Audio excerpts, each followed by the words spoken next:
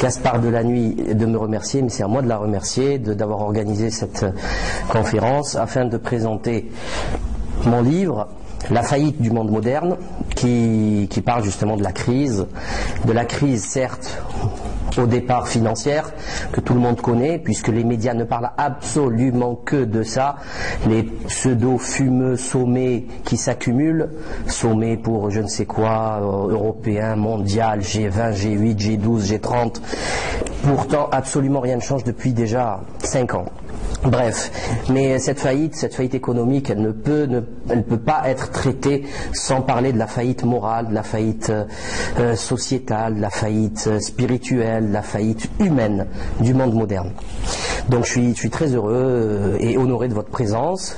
Donc je suis rentré hier de Paris, on a fait une conférence au théâtre de la Main d'Or et c'était assez impressionnant et assez exceptionnel. Donc c'est encourageant d'avoir fait tout ce travail en rencontrant des lecteurs. Je vais vous demander avant de commencer d'éteindre ou de mettre sur vibreur vos portables pour ne pas être trop dérangé inutilement. Et commencer la présentation de ce livre. La faillite du monde moderne, je crois que c'est clair, on sait de quoi on parle. Donc je vais le présenter rapidement. Pourquoi? Parce que, d'abord, il faut le lire, certes, mais surtout pour juste après, prouver ce que je dis par des faits de l'actualité. Des faits de l'actualité qui n'ont pas été traités dans le livre. C'est-à-dire, les gens me traitent de fou, d'exagérer à chaque fois. Et la réalité, elle va plus loin que ce que je dis à chaque fois, moi. C'est-à-dire, il y a comme une compétition entre la réalité et moi. Donc moi je dis que voilà, il y a les banques c'est des voleurs, ils ont piqué 20 milliards, et il y a une affaire à 500 milliards. Voilà, c'est tout le temps comme ça. Et les faits, au moins ils ont l'intérêt, on va dire, de convaincre. Voilà, c'est les faits, c'est pas moi, c'est sur TF1, AFP, M6, France Info, ils en parlent. Donc il n'y a rien d'extraordinaire. Et ça va rendre un petit peu, on va parler un peu d'actu. Après, il y aura une séance de débat, si vous voulez, si vous avez des questions à poser. Et j'aimerais savoir si certains ont reçu déjà le livre. Voilà, génial, donc vous pourrez poser des questions quasiment sur le livre, si vous le voulez. C'est reçu, mais oui, lu, c'était surtout. Le propos de la question, c'était lu, mais bon, ça viendra. Sinon, les autres aussi, puisqu'on va le lire, après on passera à une séance de dédicace. Il y a plusieurs ouvrages qui sont présents, qui sont accessibles, avaient été amenés par l'association aussi. Donc pour ceux qui veulent approfondir la question. Bon. J'ai publié ce livre parce que tout simplement, je crois que c'était naturel, il était temps que je fasse un livre. Après 6 années de recherche, 6 années d'études, de lecture intensive, mais vraiment intensive, sur la question de ce monde décadent.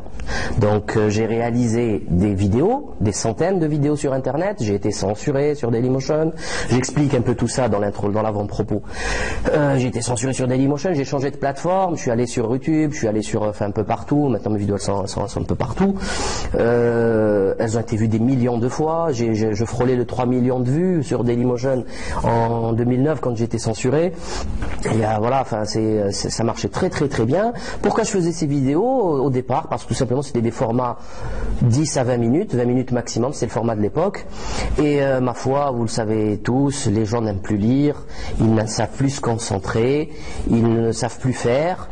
Il leur faut le format média dominant, c'est le format vidéo. Et c'est vrai que le format vidéo aussi il est intéressant parce qu'il permet de mettre des photos que le texte ne peut pas mettre. Et une photo, c'est vrai que ça parle, c'est mieux que 1000 discours parfois, selon les photos. Il y a des extraits audio, vidéo, des propos tenus par certains, des propos parfois ahurissants. Donc quand on le dit dans un texte, c'est une chose, mais quand on dit voilà, écoutez ce qu'il vient de dire, et après on fait passer le petit extrait, c'est une autre. Donc il y a cet intérêt, mais surtout il y a une certaine forme de passivité à la lecture, à la visualisation d'une vidéo. Donc les gens, on clique, autre chose, on fait suivre dans les réseaux sociaux, ça va très vite. Donc c'est vrai que c'est efficace, mais à un moment donné, l'internet ça tourne en rond. Hein. C'est comme dirait l'autre, comme diraient les anglophiles, c'est un petit peu underground. Donc pour une certaine partie du public, ça va être Internet, encore Internet, d'où tu as sorti ça, d'Internet, arrête avec tes conneries d'Internet, etc., etc. Donc, un bouquin papier qu'on trouve exactement comme ceux de la Fnac ou de Virgin ou d'Amazon ou de je ne sais où, n'importe quel libraire de quartier. Ça fait plus sérieux. Pourtant, c'est exactement les mêmes informations. Il n'y a rien d'extraordinaire. Je dirais même, c'est pas 5% des informations que j'ai données le long de ces années, parce que c'est pas possible de résumer autant de vidéos.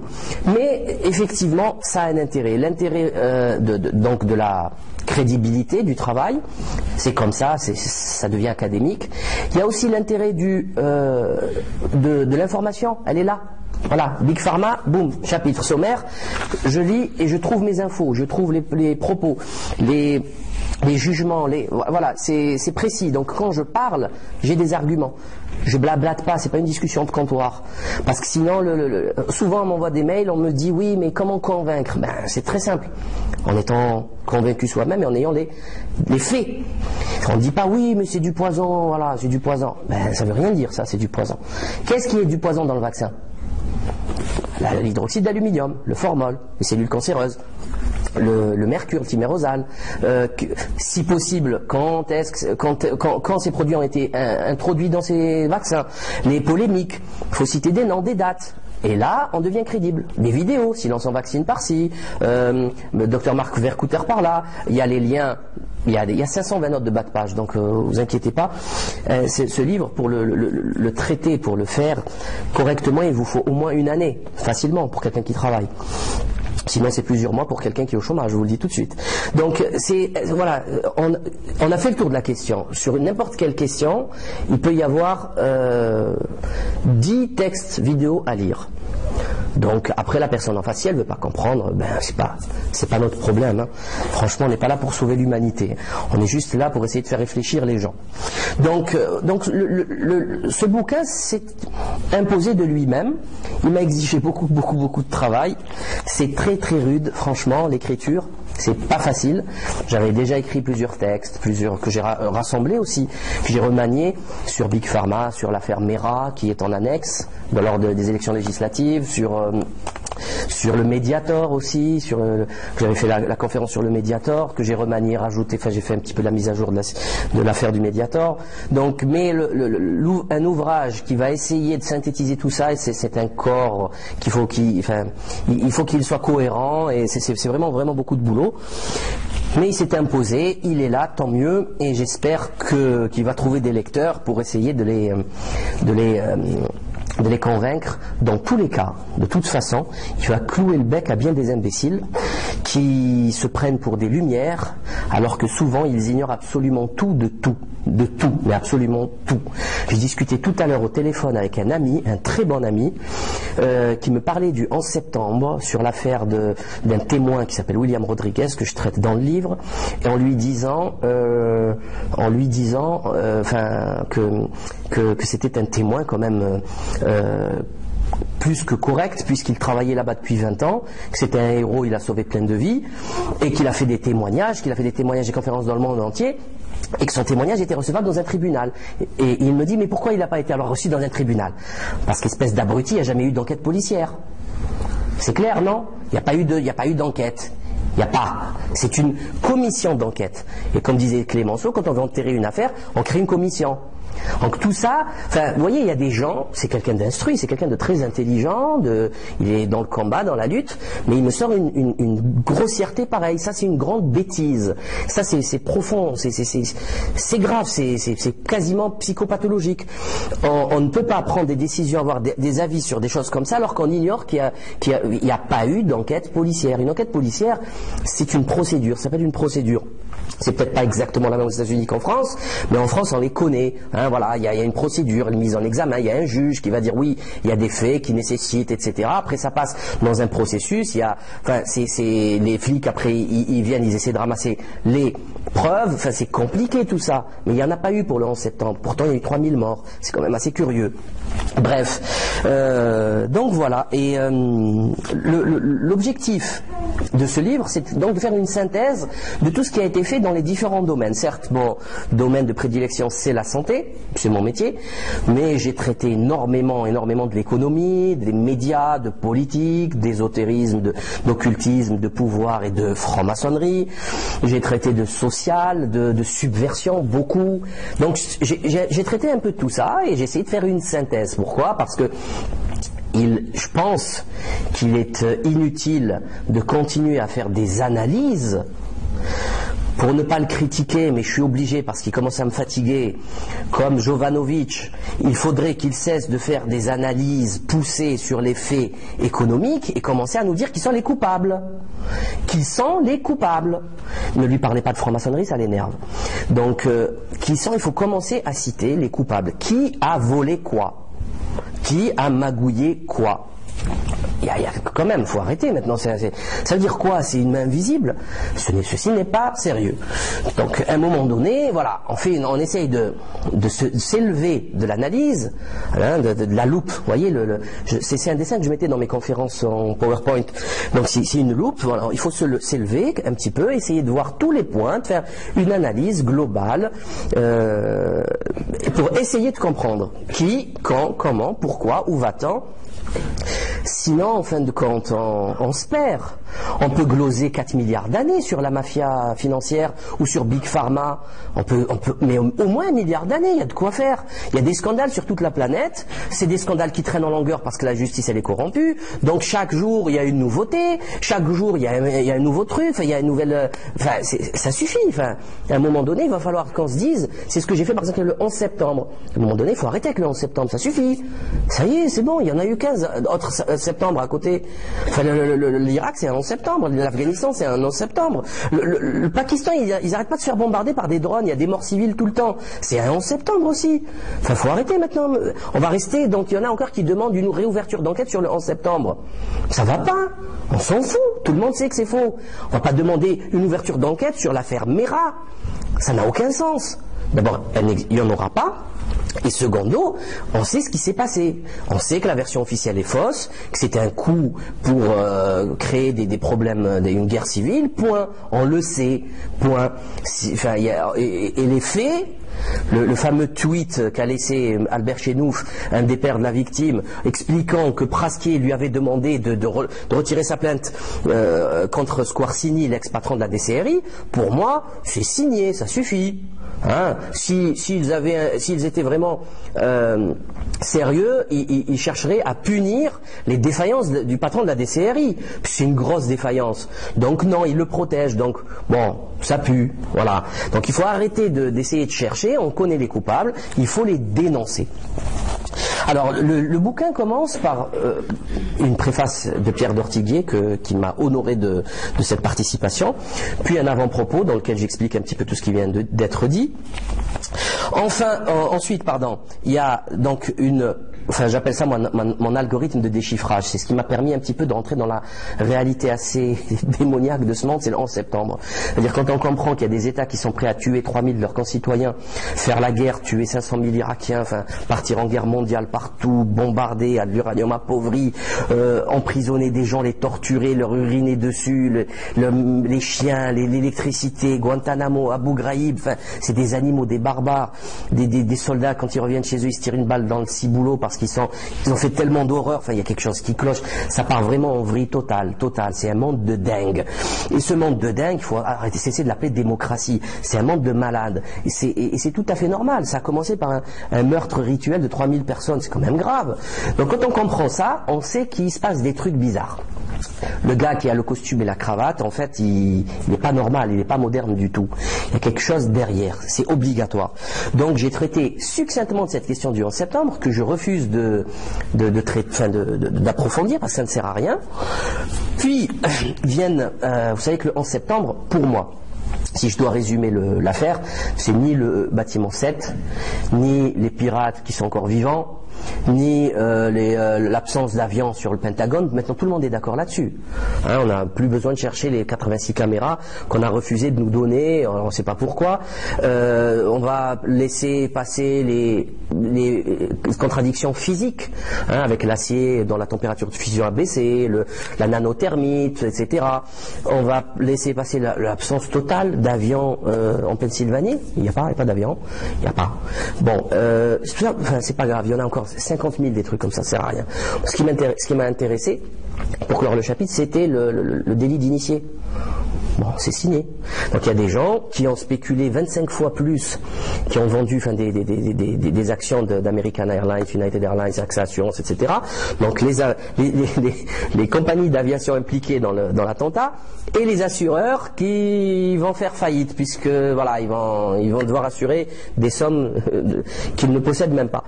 Donc ils le savaient avant, ça a été étudié, les disques durs ont été étudiés en Allemagne, etc. Ils le savaient avant, tout le monde le sait. Ça a été dit même à la télé, Éric Laurent sur les plateaux télé, quand il a fait son livre sur le 11 septembre, etc.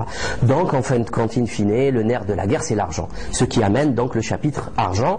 J'explique un petit peu l'argent, qu'est-ce que l'argent, le concept de l'argent, les lois, etc., qui m'amèneront au chapitre suivant, qui est tout simplement la crise financière, avec le début, le milieu et la fin, là où nous en sommes aujourd'hui.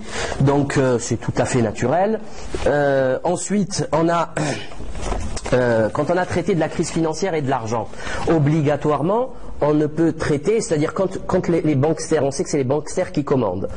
On sait que toute cette crise, elle leur a permis de se faire des milliers de milliards de dollars, de détourner tout l'or du monde, l'argent du monde, l'argent métal. Voilà, ils ont tout détourné, ils ont acheté avec leur monnaie de singe les propriétés foncières concrètes, réelles. Bon, bref, donc on ne pouvait que se retrouver avec le chapitre de la dissolution des trois pouvoirs, c'est-à-dire politique, judiciaire, etc., qui ont été achetés avec l'argent du bankster, puisque c'est eux qui financent les campagnes électorales, aussi bien en France qu'aux États-Unis, etc. Donc à partir du moment où les politiques sont les laquais des banksters, je crois que c'est cuit. Il n'y a plus rien à dire, et on le sait. On le sait qu'ils sont achetés par ces gens-là. Aux États-Unis, c'est carrément déclaré. Voilà, il y a le comité de soutien de tel parti qui a reçu $1 million de telle banque, de telle entreprise pharmaceutique. C'est tellement, la dégénérescence est profonde qu'il ne se cache même plus. Et ça, c'est effrayant. Ça fait très très peur. Donc, à partir de là, les politiques sont achetés, les juges aussi, donc on ne peut pas espérer de justice. Il y a le quatrième pouvoir quand même, après la dissolution du troisième, c'est le chapitre médias. Donc les médias, on ne va pas acheter des personnes, on va acheter carrément le journal, carrément la télé. Et là, c'est un chapitre assez clair, assez précis, puisqu'il y a les noms des propriétaires, il y a les noms de tout, hein, les journaux, toutes les grandes firmes, que ce soit Lagardère, Dassault, Bertelsmann, voilà. Il y a Tapi qui veut racheter la Provence à Marseille. Pourquoi, à votre avis? Parce que tout simplement, il veut briguer la mairie de Marseille en 2014. Donc, il a besoin d'un organe puissant pour faire sa propagande. C'est tout. Un voyou. Tapi, Bernard, un voyou. Ce type qui a acheté des entreprises à 1 euro symbolique en expliquant qu'il allait virer personne, il a tout de suite revendu, il a viré tout le monde, il a tout de suite revendu, il a fait ça 20 fois. Il vient, il se fait passer pour c'est un abruti, hein. C'est un très très mauvais patron, il sait rien faire, hein. Il s'est fait avoir donc avec des affaires fiscales, l'histoire du foot, enfin, il a fait de la prison, c'est un voyou. Bernard Tapie est un voyou. C'est ce qu'on appelle dans la rue un petit merdeux qui a volé un scooter. Comment vont l'appeler les gens? Un voyou.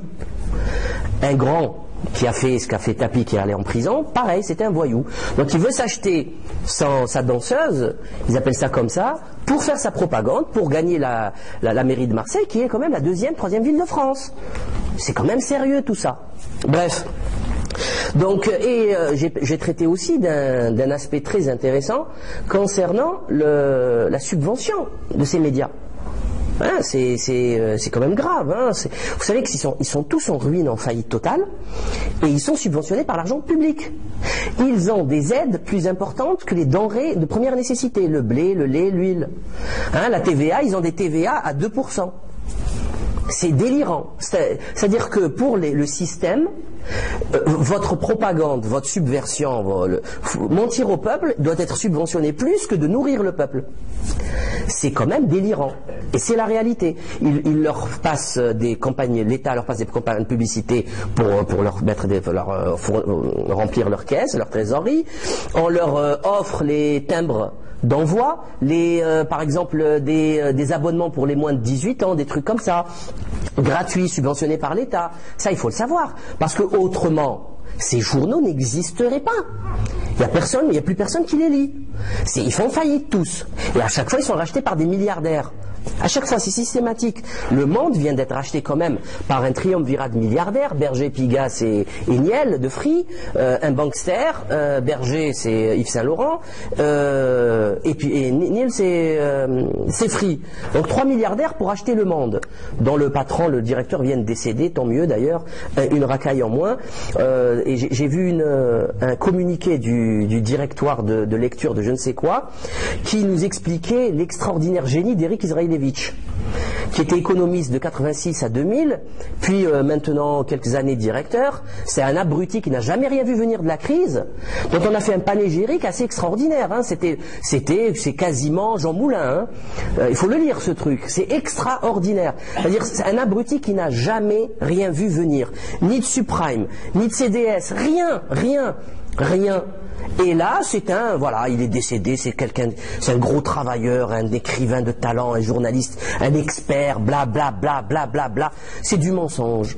Voilà, c'est un serpent qui se mord la queue. Enfin, on tourne en rond. On a des abrutis qui sont financés par l'argent public, qui nous mentent et qui s'autocongratulent, qui s'autofélicitent. Et ça tourne en rond. Il va être remplacé par un énième abruti qui va être coopté par la maçonnerie, par le siècle, etc. Et on continue. Voilà, Le Monde, c'est quand même le journal où Caroline Fourest fait des papiers, où elle s'est faite remarquer en Tunisie avec des fautes extrêmement graves au niveau de la politique tunisienne. Elle s'est trompée de parti politique, ils se sont foutus de sa gueule en Tunisie, c'était assez jouissif. Donc le niveau a baissé, tout a chuté, c'est subventionné par notre fric, ça nous ment à longueur de journée, on fait croire que Le Monde c'est un journal de référence, c'est une mascarade, même le Canard enchaîné d'ailleurs.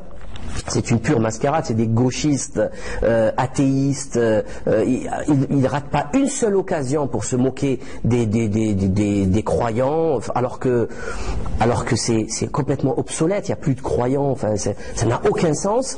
Et c'est des gauchistes, cette idéologie gauchiste tout le temps, qui fait croire qu'il y a le pouvoir avec l'argent, et les gauchistes, les malheureux, alors que c'est faux, c'est totalement faux. Mélenchon l'a prouvé dernièrement aux élections, quand il a offert ses voix gratuitement sans négocier rien à Hollande, 26 minutes, non, 38 minutes après à 20h38, après l'annonce de la victoire de François Hollande. Donc il a offert ses 10%, je ne sais plus combien il a fait, ses 8% à la gauche pour qu'elle gagne sans rien négocier. Ça n'existe pas tout ça, la gauche-droite, ça n'existe pas dans le réel. Bref. Puis enfin le chapitre qui suivra, c'est celui de Big Pharma. C'est un gros chapitre qui va parler, Big Pharma, vous savez que c'est récent, c'est vraiment très récent, c'est l'industrie, c'est la folie de l'industrie, de la mécanique, et ça a été dénoncé très tôt. Vous savez que Jules Romain en parle très bien dans le Dr Knock, ou Léon Daudet dans les morticoles, il en parle très bien, les morticoles, vous vous rendez compte, les cultivateurs de la mort, c'est comme ça qu'il les appelait. Donc, et ça a un siècle, hein, il y a un siècle déjà, ils avaient compris que Big Pharma était un système mortifère. Tout simplement, il le dénonçait, il expliquait que faut pas toucher quelque chose qui fonctionne correctement. Ils ont compris que c'était une question de fric, ils ont tout compris. Le chapitre il se divise en 3 parties. Une partie sur le Mediator, parce que je pense que le Mediator c'est l'affaire qui résume absolument tout. 33 ans, c'est signé, 33 ans de commercialisation d'un poison mortel. Le Monde, justement, vient de publier un papier en expliquant que depuis 69, avant la commercialisation du Mediator, il savait que c'était un anorexigène qui allait être utilisé contre l'indication qui était l'antidiabétique, etc., pour faire maigrir des personnes qui ne désiraient pas grossir. C'est-à-dire des personnes qui n'étaient pas grosses et voilà, c'était la propagande médiatique qui allait imposer un modèle de finesse, de minceur, et qu'il fallait donc vendre ça à des personnes en pleine forme. Et la question des patrons du marketing, c'était comment faire pour leur vendre. Le médecin, ça va être difficile pour lui de vendre quelque chose à quelqu'un qui va bien. Hein, voilà, il vient pour la visite annuelle ou pour une grippe, l'autre il va lui caler le truc, c'est quoi le rapport? Donc déjà ils pensaient comment faire, et en fait ils ont trouvé la solution, c'est les médias. C'est-à-dire il faut remplir la tête aux gens d'imbécilité, et c'est eux qui deviennent demandeurs. Bref, donc après, donc on a plusieurs milliers de morts, plusieurs milliers de malades graves avec des calcifications cardiaques, et bien sûr l'implication au plus haut niveau de l'État, de la franc-maçonnerie, des patrons du Mediator Jacques Servier, qui a été nommé grand commandeur de la Légion d'honneur, la plus haute distinction de la France. Il y en a 70 vivants en France à chaque fois, c'est pas plus, hein. Et c'est un criminel, un assassin, des menteurs, ils ont tout menti, tout manipulé, ils ont infiltré le gouvernement puisque 2 professeurs de chez Servier étaient les conseillers de Xavier Bertrand, franc-maçon, et à l'époque ministre de la Santé, etc., etc. Donc cette affaire, elle résume absolument tout. Il y a absolument tout. Vous comprenez par cette affaire que le système, il est biaisé. Il n'est pas question de science du tout, ou d'objectifs de soins, pas du tout. C'est une question de destruction, de tuerie de masse, de fric, de pouvoir, de corruption, d'abaissement. Il tire l'humain vers le bas. Il n'y a rien d'autre. Voilà, absolument rien d'autre. Et après, j'ai fait une conférence à Toulon qui a été perdue, elle a été enregistrée, mais on a perdu le document par la poste. Je l'ai refaite lors des législatives 2012 à Marseille, mon élection, et elle traite du cancer, de l'hypermédicalisation de la grossesse et du cancer, du cas du cancer. L'hypermédicalisation de la grossesse qui concerne 750 000 personnes par an en France. Donc beaucoup de monde. Puisque ça concerne en général un père et une mère, les parents, les oncles et les tantes, enfin bon, les frères et les sœurs je veux dire, donc voilà, on est quand même impliqués tous. Et le cancer, 340 000 nouveaux cas par an, c'est beaucoup, 145 000 décès par an. Donc chaque année, au 1er janvier, on recommence. Donc ça traite beaucoup de gens. Je ne pouvais pas tout traiter, c'est pas possible. Je ne pouvais pas traiter des problématiques que j'ai travaillé dans mes vidéos, mais bon, là je pense qu'on touche beaucoup de gens et ça explique largement, plus que de nécessaire, l'affaire.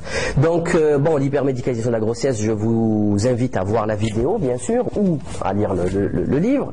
Faites très attention parce qu'on a transformé un acte physiologique, totalement physiologique. Je ne parle pas, bien sûr, ne me faites pas dire ce que je n'ai pas dit, des grossesses à risque. Hein, ça c'est une chose, on la met de côté, mais il n'y en a pas partout, il n'y en a pas tout le temps. Je parle des grossesses naturelles. Voilà, une jeune fille de 20 à 30 ans qui est enceinte et qui va accoucher. Ça c'est pas une maladie. Voilà, comme la ménopause n'est pas une maladie, comme l'alopécie n'est pas une maladie, comme même la dépression n'est pas une maladie. C'est pas une maladie la dépression, c'est un état d'esprit qui a des causes qu'il faut traiter. Au travail, dans la famille, il y a quelque chose, voilà, et il faut le traiter, c'est tout. Et comme ce monde dégénéré paravolo, il y a personne, les gens ils sont seuls, ils sont contre leur spiritualité, enfin leur âme. Ils vont contre, parce qu'il y a le corps qui nécessite de l'eau, de la nourriture, etc. Mais il y a l'âme aussi, qui nécessite certaines choses. Amitié, fraternité, amour, gentillesse, politesse, voilà. Elle a besoin de cette nourriture, on la lui donne pas. Bon, elle déprime, c'est normal, c'est naturel. Et c'est certainement pas des molécules chimiques qui vont soigner un mal de l'âme. C'est débile de penser ça. Ça peut déconnecter des choses, vous faire oublier, comme le shit, la drogue, mais ça ne va pas arranger vos problèmes. Bref. D'ailleurs, personne ne cherche à arranger les problèmes des gens, ils veulent juste les gaver, les droguer. Donc, voilà. Donc, l'hypermédicalisation de la grossesse, c'est quoi? C'est très simple. Vous arrivez, d'abord, bon, la jeune fille, elle est médicalisée avant même la grossesse, puisqu'on va la mettre sous pilule. Pilule qui est cancérigène, comme tout le monde le sait, ça a été prouvé scientifiquement. Mais toutes les filles continuent à en prendre. Grand bien vous fasse. Après la pilule, donc elle va être enceinte. Le bébé, il n'est pas encore formé, donc tissu fœtaux extrêmement fragile.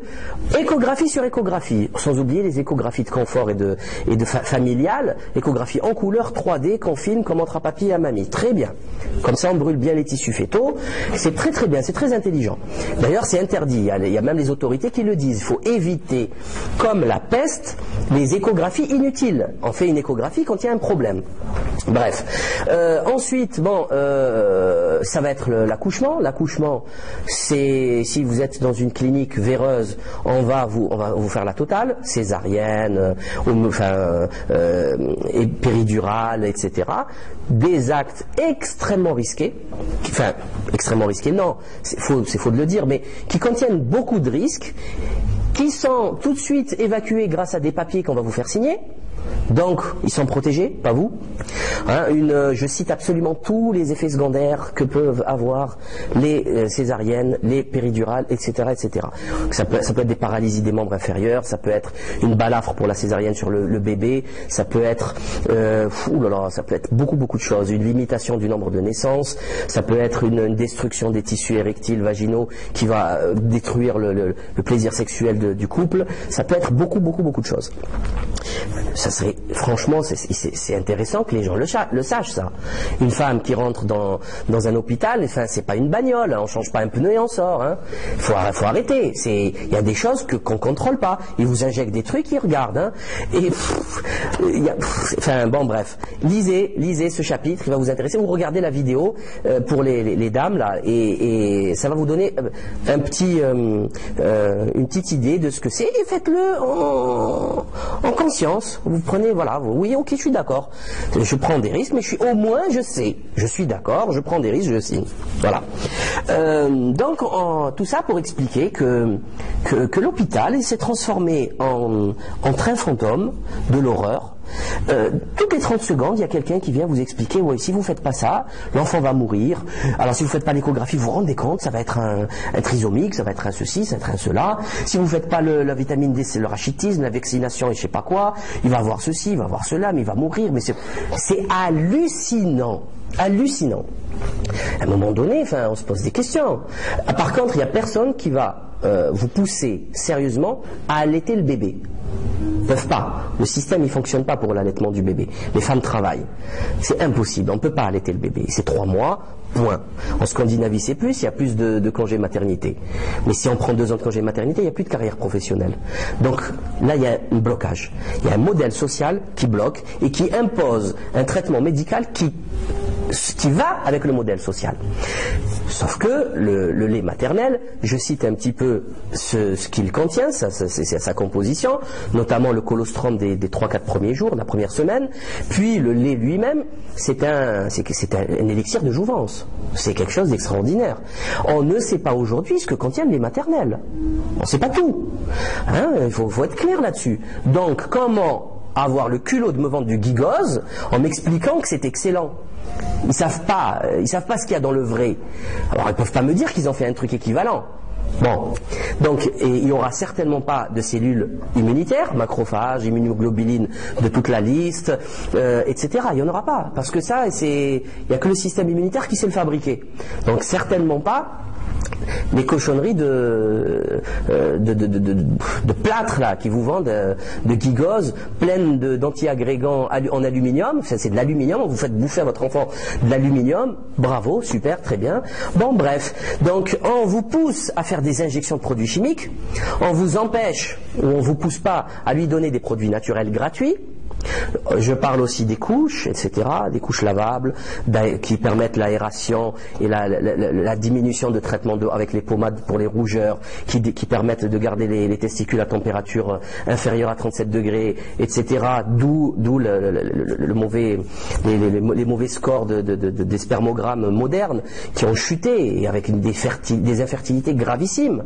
Gravissimes, aujourd'hui c'est très grave. Enfin bon bref, je fais le tour de la question. Et je suis passé par là et j'ai vu comment fonctionnait le système. Et en fait, c'est un système qui est bancal. Hein. Vous savez, ils ont des certitudes, mais elles ne sont pas si puissantes.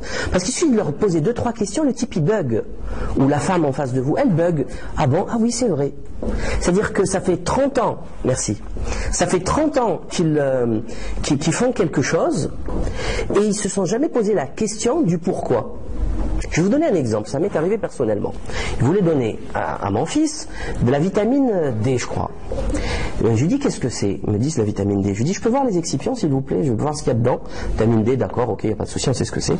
Je vois, je dis il n'y a rien. Alors je lui dis écoutez, moi je veux vérifier, c'est tout, je veux juste voir. Voilà, je dis pour moi la vitamine D, il suffit de, voilà, il y en a dans le lait maternel, il suffit, voilà, il y a le soleil, il y a plein de trucs, bon bref. Je trouve que ça me paraît pas très logique de donner de la vitamine D à un nouveau-né, parce que sinon il faudrait donner de la vitamine D à tous les animaux dans la forêt aussi. Parce que, ben oui, parce qu'eux aussi ils vont manquer de vitamine D, tout le monde va manquer de vitamine D. Ils montent dans les arbres, ils ont des os, ils risquent aussi, les poissons, tout ça. Ils me regardent, tout ça, je dis, ouais, je dis en plus les excipients, moi je fais pas confiance, ils mettent plein de trucs, ça fait des problèmes et tout ça. Vous savez ce qu'il me dit? Il dit, oui, c'est vrai, vous avez raison, hein. L'année dernière, il y a 2 ans, on donnait la DEC, et ça faisait des convulsions, on a arrêté. Je vous jure, promis, juré, c'est vrai. Et je vais chez un copain pharmacien, je lui dis, tiens, de la DEC, il me dit, oui, c'est commercialisé encore. Qu'est-ce que c'est que ce monde? C'est pas dégénéré tout ça? C'est quand même grave. Donc l'hôpital, donc ce qu'on comprend par là, c'est qu'il n'y a pas de système de pharmacovigilance qui fonctionne, parce que normalement l'hôpital doit tout de suite déclarer un système. C'est un système de pharmacovigilance, chaque hôpital. Tous les hôpitaux, tous les centres de soins, ils ont des fiches spéciales. Tout de suite on alerte, on dit qu'il y a tel problème, tel jour avec tel patient, avec tel produit, ça remonte, etc. Ils font des études, ça fonctionne pas, pipeau, ça commercialise, ça continue de commercialiser, le type il se pose même pas de questions. Enfin c'est ahurissant. Voilà, c'est tout. Et tout ça, alors, tout ça, c'est pourquoi tout ça? C'est pour votre bien. Comme ça, vous vous portez bien, vous consommez bien, vous vivez bien, vous votez bien, et que ce cirque continue encore longtemps. Et je lui dis, d'accord, c'est très bien, c'est gentil de votre part. Maintenant, il s'agissait du test de Guthrie. Vous trouverez ça dans le livre, du test de Guthrie, test génétique qui n'est rien d'autre qu'un fichage génétique par une entreprise privée. Il y a 30 millions d'enfants français aujourd'hui qui sont fichés par le test de Guthrie. Et le test de Guthrie, c'est pour détecter 3-4 maladies rares, 5-6 maladies rares plus exactement. En fait, c'est 6 mais 5 parce que une ne concerne que les Africains. Bon bref, le truc falciforme, là, le bidule, enfin bon bref. Et il y avait une chance sur 300, enfin de l'avoir, tout ça. Et je lui dis, le cancer, il y a 10 fois, 15 fois plus de chances que je le chope. Qu'est-ce que vous me proposez? Rien. Je dis, c'est pas plus urgent de trouver des solutions pour le cancer au lieu de nous injecter tous ces trucs-là? C'est pas plus intelligent de porter ces efforts sur les 145 000 morts annuels, 340 000 nouveaux cas annuels, donc l'année d'après c'est 680 000, après c'est 920 000, après, etc. C'est quand même grave. Les gens sont en train de mourir dans les hôpitaux, c'est juste en dessous ou en haut, dans le service cancéro, ils sont en train de crever.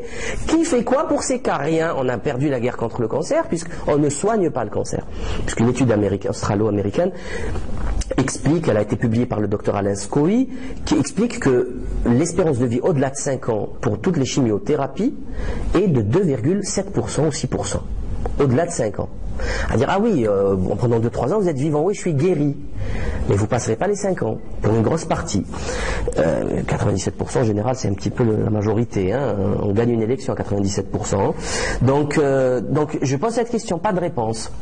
Donc je le remercie pour toute sa gentillesse et je refuse cette mascarade parce que, in fine, quand il y aura un problème, un gros problème avec votre enfant, il n'y aura plus personne. C'est fini. Les portes sont fermées. Donc, voici le chapitre Big Pharma, qui est un chapitre assez croustillant aussi, qui démontre bien que on croit vivre dans une société de progrès, de science, la modernité. En fait, c'est faux. Il n'y a rien de scientifique, c'est que des croyances et des dogmes. C'est comme la religion, c'est pareil. Sauf que la religion n'impose à personne de piquer quoi que ce soit. Rien. La religion, c'est un culte personnel avec son Seigneur, c'est tout. Faut pas mentir, faut pas... Voilà, c'est des trucs comme ça. Là, on vous dit, non, c'est obligé. Vous savez ce qu'ils font? ils prennent la femme qui vient d'accoucher, qui est en fragilité. Imaginez une césarienne ou une épisiotomie. Il y a quand même des points de suture, en veux-tu en voilà. Elle est fatiguée, elle a passé un sale quart d'heure. Et vous savez ce qu'on lui dit quand elle refuse? Je vous jure, je ne plaisante pas. Hein. On va appeler le procureur, madame. C'est monstrueux. C'est quoi le rapport? Quel procureur? Mais ça va pas la tête. Vous voyez, enfin, et pour Badoff, il n'y a pas un procureur de libre là? C'est quoi le truc? Alors ils essayent de semer la graine de la discorde dans le couple, entre le mari et la femme. Oh là, c'est extraordinaire. Tout de suite, non. Après, la femme, au départ, elle est d'accord avec son mari, avec son époux, ils sont d'accord, ils ont compris, etc. Mais on n'est plus dans une situation normale. On est à l'hôpital, on est fatigué, elle vient d'accoucher, voilà, bon, le petit, on est fatigué, en situation de fatigue. Alors, c'est une technique de torture connue, hein. En situation de fatigue, on n'est plus malléable.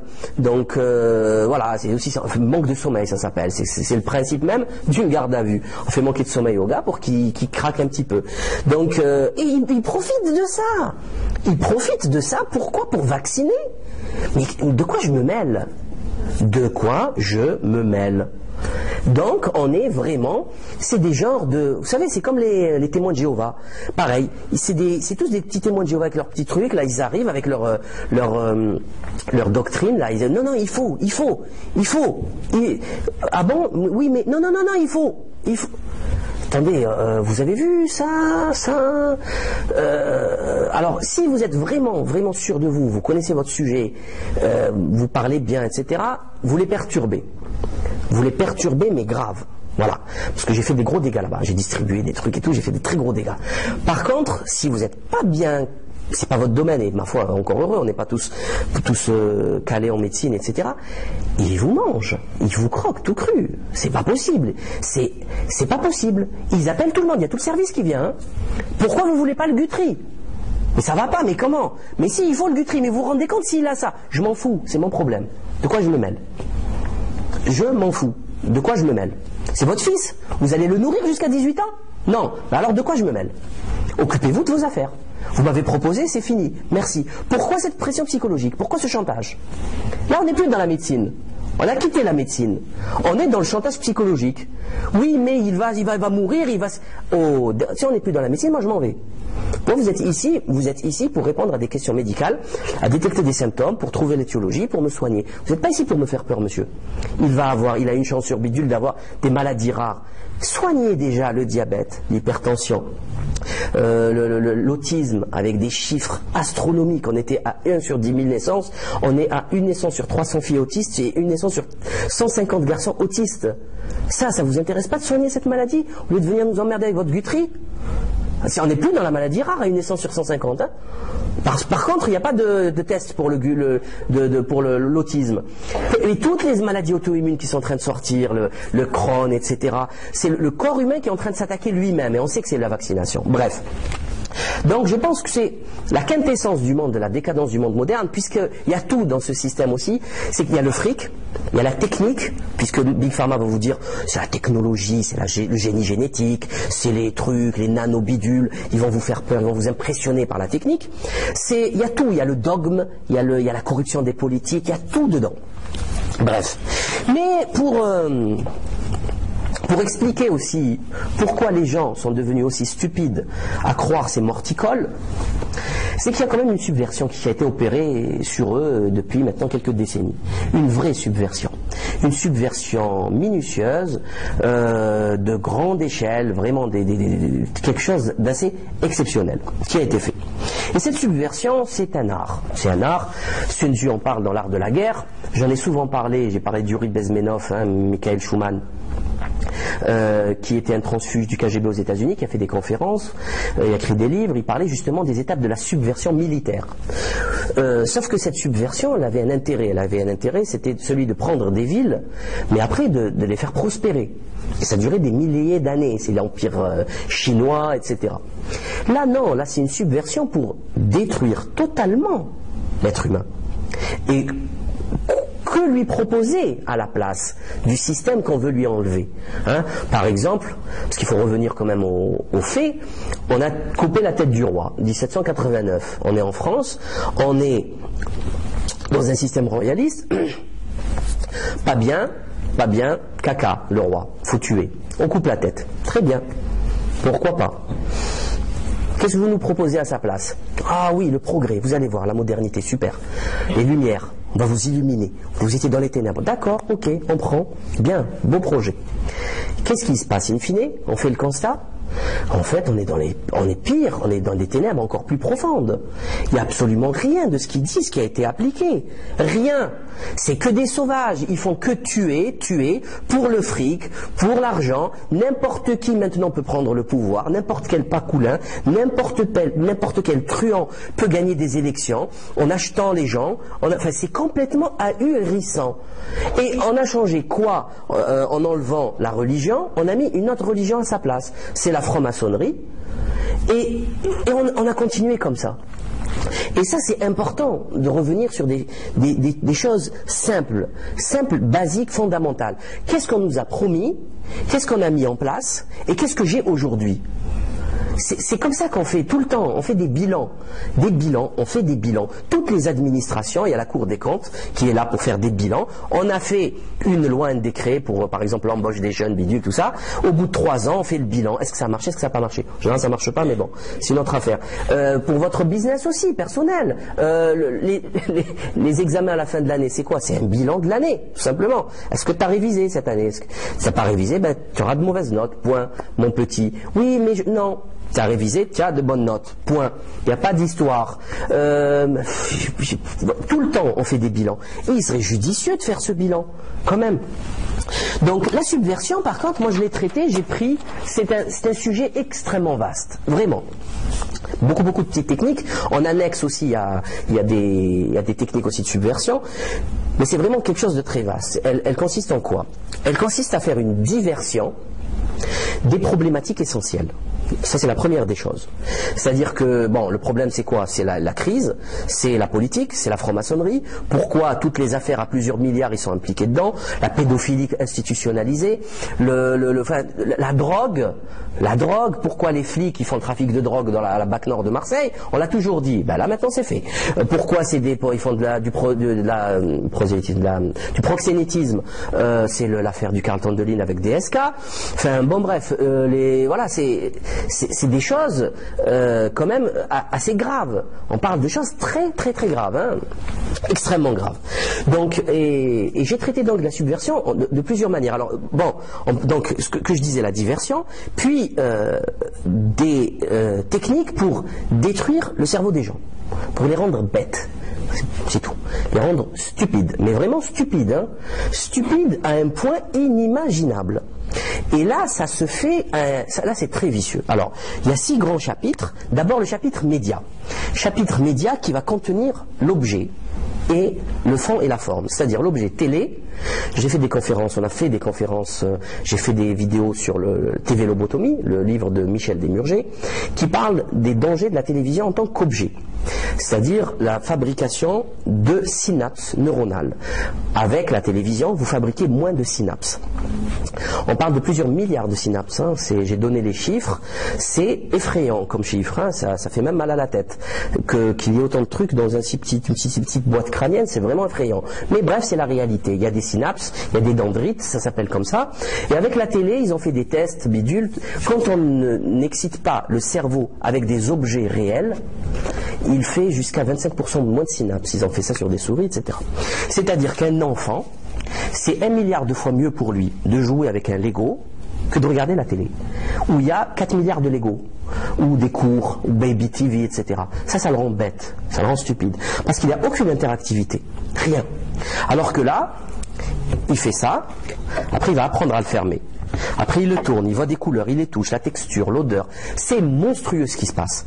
D'ailleurs c'est un truc, c'est pas calculable, vous ne pouvez pas savoir ce qui se passe dans sa tête. Après il va se retourner, il va prendre autre chose, il va jouer dessus, il va petit à petit son cerveau va fabriquer des synapses. Ces synapses, c'est si vous voulez, c'est comme un enfant qui va faire du sport quand il va être petit. Il va avoir les os et les muscles qui vont lui servir toute sa vie. Très important. Et ce qui va permettre après à remplir le cerveau de belles choses, de bonnes choses, et que ça va faire un bon fonctionnement. Si le petit il a fait 15 ans de télé dans la tête, et là je montre le schéma effrayant d'une étude allemande dans laquelle on a demandé à des enfants qui regardaient moins d'1 heure la télé et plus de 3h30 je crois à la télé, 180 minutes, 3 heures, de faire des dessins de petits enfants. Alors ceux qui ont regardé beaucoup la télé, ils font une tête et des bâtons, et ceux qui ont regardé moins d'1 heure, ils font les cheveux, les oreilles, les lunettes, la robe, ils la dessinent, les chaussures. Qu'est-ce que vous voulez de plus? Bon, donc à partir de là, quand on a formé des hordes de zombies physiquement, au niveau cérébral, maintenant il faut leur mettre du vide dedans, rien, des conneries, du Gangnam Style, du Shakira, des jeux, du jeu. On va les rendre bêtes. C'est très important. Et bon, ça va être donc la puissance des médias. Et bien sûr, les médias vont servir aussi à propager une idéologie de haine. Hein, par exemple, la une de l'Express sur la CAF. Alors c'était quoi? Le vrai coup de l'immigration. Hein? C'est quoi? Donc une femme voilée, de dos, en bleu, avec sa gamine, qui vient piquer l'argent des Français. Alors que cette femme, on ne sait pas, peut-être qu'elle s'appelle Catherine, peut-être que, vous savez qu'en France, vous avez beau gagner 10 000 € par mois, vous avez droit à la CAF. Hein? Vous avez le droit à la CAF, vous avez 2 gosses, vous prenez votre CAF, c'est comme ça en France. Je crois qu'il n'y a même pas de plafond pour ça. Parce que vous avez cotisé, c'est normal aussi, vous avez cotisé pour la CAF. C'est normal quand vous faites un gosse, on vous rende cet argent. C'est tout à fait normal. Du moins, c'est comme ça qu'est bâti le système. Donc on ne peut pas reprocher aux gens d'aller récupérer leur CAF. Ça c'est une chose. On peut peut-être que cette personne, comme je le disais, s'appelle Caroline ou Catherine. Donc ça c'est encore autre chose. Et troisièmement, c'est peut-être le point le plus important. Quel est le vrai coût des paradis fiscaux? Cette question, elle peut être posée une fois dans l'Express, c'est-à-dire 520 milliards d'euros. C'est pas moi qui le dis, c'est la Banque de France, ça a été repris par le Canard enchaîné. Je traite de cette affaire. On parle de plusieurs centaines de milliards, de milliers de milliards d'euros qui disparaissent. Et là, personne n'en parle. C'est des paradis fiscaux, donc on détourne l'argent du fisc. Ils veulent pas payer d'impôts, etc. Tout ça, on le sait. Le CAC 40, avec on a les listes, le nombre de listes, le nombre de succursales et de filiales dans les paradis fiscaux de chaque entreprise du CAC 40. Jean-Louis Zambert en parle très bien dans ses bouquins. Hein, c'est Pourquoi la crise? Très très très bon bouquin. Il n'y a pas que lui. C'est sorti même dans les journaux. Quel est le coût traitant de cette affaire? Comment? Ils font de la fuite fiscale et ils sont toujours libres. Ils dirigent toujours ces entreprises du CAC 40. Quelque chose qui cloche quand même. Et quel est le coût de cette... C'est pas Sarkozy qui nous avait expliqué en 2007 qu'ils s'en étaient finis des paradis fiscaux? Ben non. Donc il a menti. C'est une crapule, un menteur. Faut arrêter à un moment donné. Non. On a ramené une femme musulmane. C'est elle le problème. C'est elle. Il faut la tuer pour qu'on respire. Quelque chose qui cloche. C'est grossier. C'est gros comme le nez au milieu du visage. C'est terrible. Et c'est à ça que ça sert. Et c'est qui fait ça? C'est le hobbit, là, le dégénéré. Comment il s'appelle? Barbier. Monsieur Barbier. Voilà. C'est les grands experts. Lui, quand il va mourir, ça va durer 4 jours, le deuil national. Après, vous avez quelque chose de très très très important qui a commencé dès le départ avec la Révolution, c'est Jules Ferry qui le disait, l'éducation publique. Alors ça, c'est une école d'abrutissement. On est vraiment là pour abrutir les gens. Et ça a accéléré ces 20 dernières années, 20-30 dernières années, d'une façon assez spectaculaire. Et pour s'en convaincre, il faut lire le livre de Sophie Coignard, Le Pacte immoral. Là, vous allez tomber, hein. Franchement, vous allez être choqués. Choqués. Alors, on fait des autodictés en France aujourd'hui. C'est le petit qui s'autodicte. Et s'il fait des erreurs, c'est pas grave. Et les seuls profs courageux, ils font des dictées sur feuilles volantes pour ne pas se faire attraper. Sinon, ils sont punis. Et vous savez comment ils sont tenus, les profs en France? Par les mutations. Et bien sûr, les notes pour s'élever sur les salaires, etc. Mais au départ, pour les cadrer très vite, c'est les mutations. Ils travaillent à 200, 300 km de chez eux, et s'ils font les cons, ils resteront très loin, toujours très loin. Donc c'est comme la médecine, c'est partout pareil. Hein. Il y a le battant si vous voulez sortir des clous. Et ça c'est hallucinant ce qu'ils leur mettent dans les manuels scolaires. Ils parlent de sorcellerie, de gothique, c'est grave. Et le résultat est là. je suis désolé, je me mets dans le sac. On fait tout de suite une dictée, on va voir combien de fois tu auras. On rigolera moins tout de suite. Mon père, à l'âge de 10 ans, il a écrit un courrier de 3 lettres à son père. Il a fait, je crois, 2 ou 3 fautes. Avec une écriture cursive magnifique. Magnifique! À l'âge de 10 ans, l'école normale supérieure. Donc il y a quelque chose qui cloche, la formation a changé. Quelque chose qui cloche. Aujourd'hui, rédaction au baccalauréat, 209 fautes d'orthographe, 11 sur 20. Ou 206. 206 fautes d'orthographe. 11 sur 20. Il a le bac, le gars. Voilà comment on détruit une nation. En formant des dégénérés, et ces gens-là qui ont le bac, ils vont aller où? Qui ont le bac, on leur donne le bac. Ils vont aller dans les universités. Et on remplit nos universités d'abrutis. Et c'est comme ça qu'on en arrive avec des communiqués de l'Élysée avec 6 fautes d'orthographe. Il y a 4 lignes. 4 lignes, 5 lignes. Je l'ai mise sur mon site. Je l'ai mise. On a souligné les fautes. Le communiqué de l'Élysée. L'Élysée. Puis, vous savez, j'ai oublié de parler de 2-3 points, mais vous les retrouverez dans le bouquin au niveau des médias. Très très important pour comprendre la puissance et la corruption des médias. Il faut parler des affaires concrètes, notamment News of the World, Murdoch, la corruption des flics, la mise sur écoute des gens. On nage en plein délire, on est en enfer là. Murdoch n'est pas en prison que je sache. L'affaire de Reporters sans frontières, avec ce guignol le petit roquet là qui se fait passer pour un grand démocrate, Robert Ménard, agent de la CIA. Je vous le dis tout de suite. Lisez le livre de Maxime Vivas, RSF, Reporters sans frontières, le livre bleu de Maxime Vivas, ou regardez ses conférences sur Internet.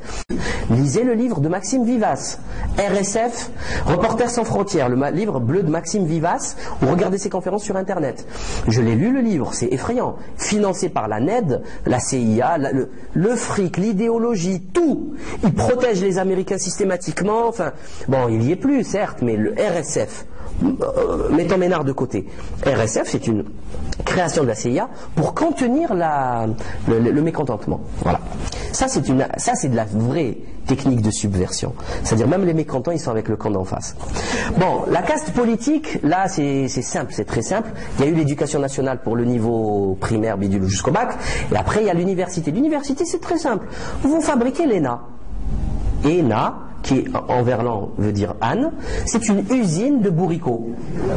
Voilà. Il y a un livre qui vient de sortir il y a quelques semaines d'un énarque qui explique très simplement comment on fabrique des bourricots avec cette école. C'est simple. Alors, compétitivité exacerbée, le premier, il va avoir, les 5 premiers vont avoir des postes, les autres, bon, c'est des losers, c'est la guerre totale, enfin, ils sont pas là pour étudier, ils ont fabriqué des requins. Donc il suffit juste de fabriquer une école comme ça, qui va faire des cours dans cette école, à votre avis? Qui va faire des conférences? Des Georges Soros, des Jacques Attali, des dégénérés. C'est simple. Donc c'est quoi le paradigme, le dogme? Ultralibéral. Rien d'autre. Et on fabrique des écoles. Rockefeller l'a compris depuis un siècle aux États-Unis. Ils ont toujours un petit tour d'avance là-bas.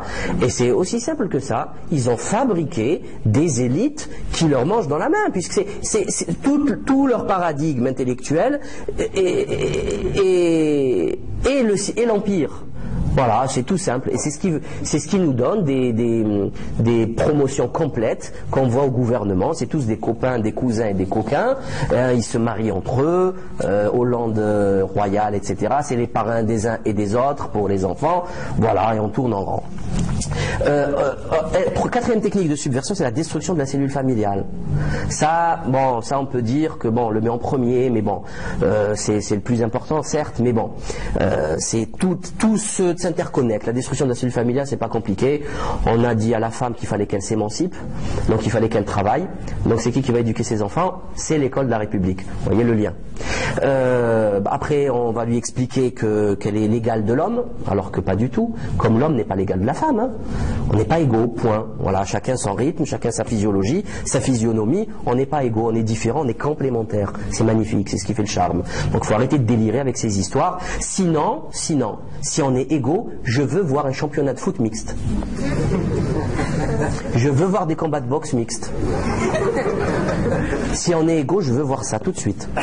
Non, on n'est pas égaux, chacun, voilà, la psychologie féminine est une chose, masculine est une chose, et la vie est franchement très belle comme ça, tout va très bien, mais il faut arrêter le délire. Donc, et après ça, la femme, donc, elle le croit, hein, elle est née dans ça, donc elle le croit, mais dans le réel, quand elle va au boulot, ben non, c'est pas vrai, c'est faux, on n'est pas égaux, elle a un salaire moindre au même poste. Elle n'a pas, parce qu'à un moment donné, il y a ces hormones qui la rappellent à la réalité, elle veut faire un gosse, voire deux, voire trois, elle veut vivre, elle veut créer, enfin, elle veut être en accord avec sa conception, son but. Donc bon, ça va couper un petit peu le travail. Il y a la grossesse, il y a le truc, bon bref. Donc l'ascension professionnelle est coupée. Donc si on veut être une femme dans ce monde, il faut être une Caroline Forest. Ah ben oui. Ah oui, non mais c'est catégorique.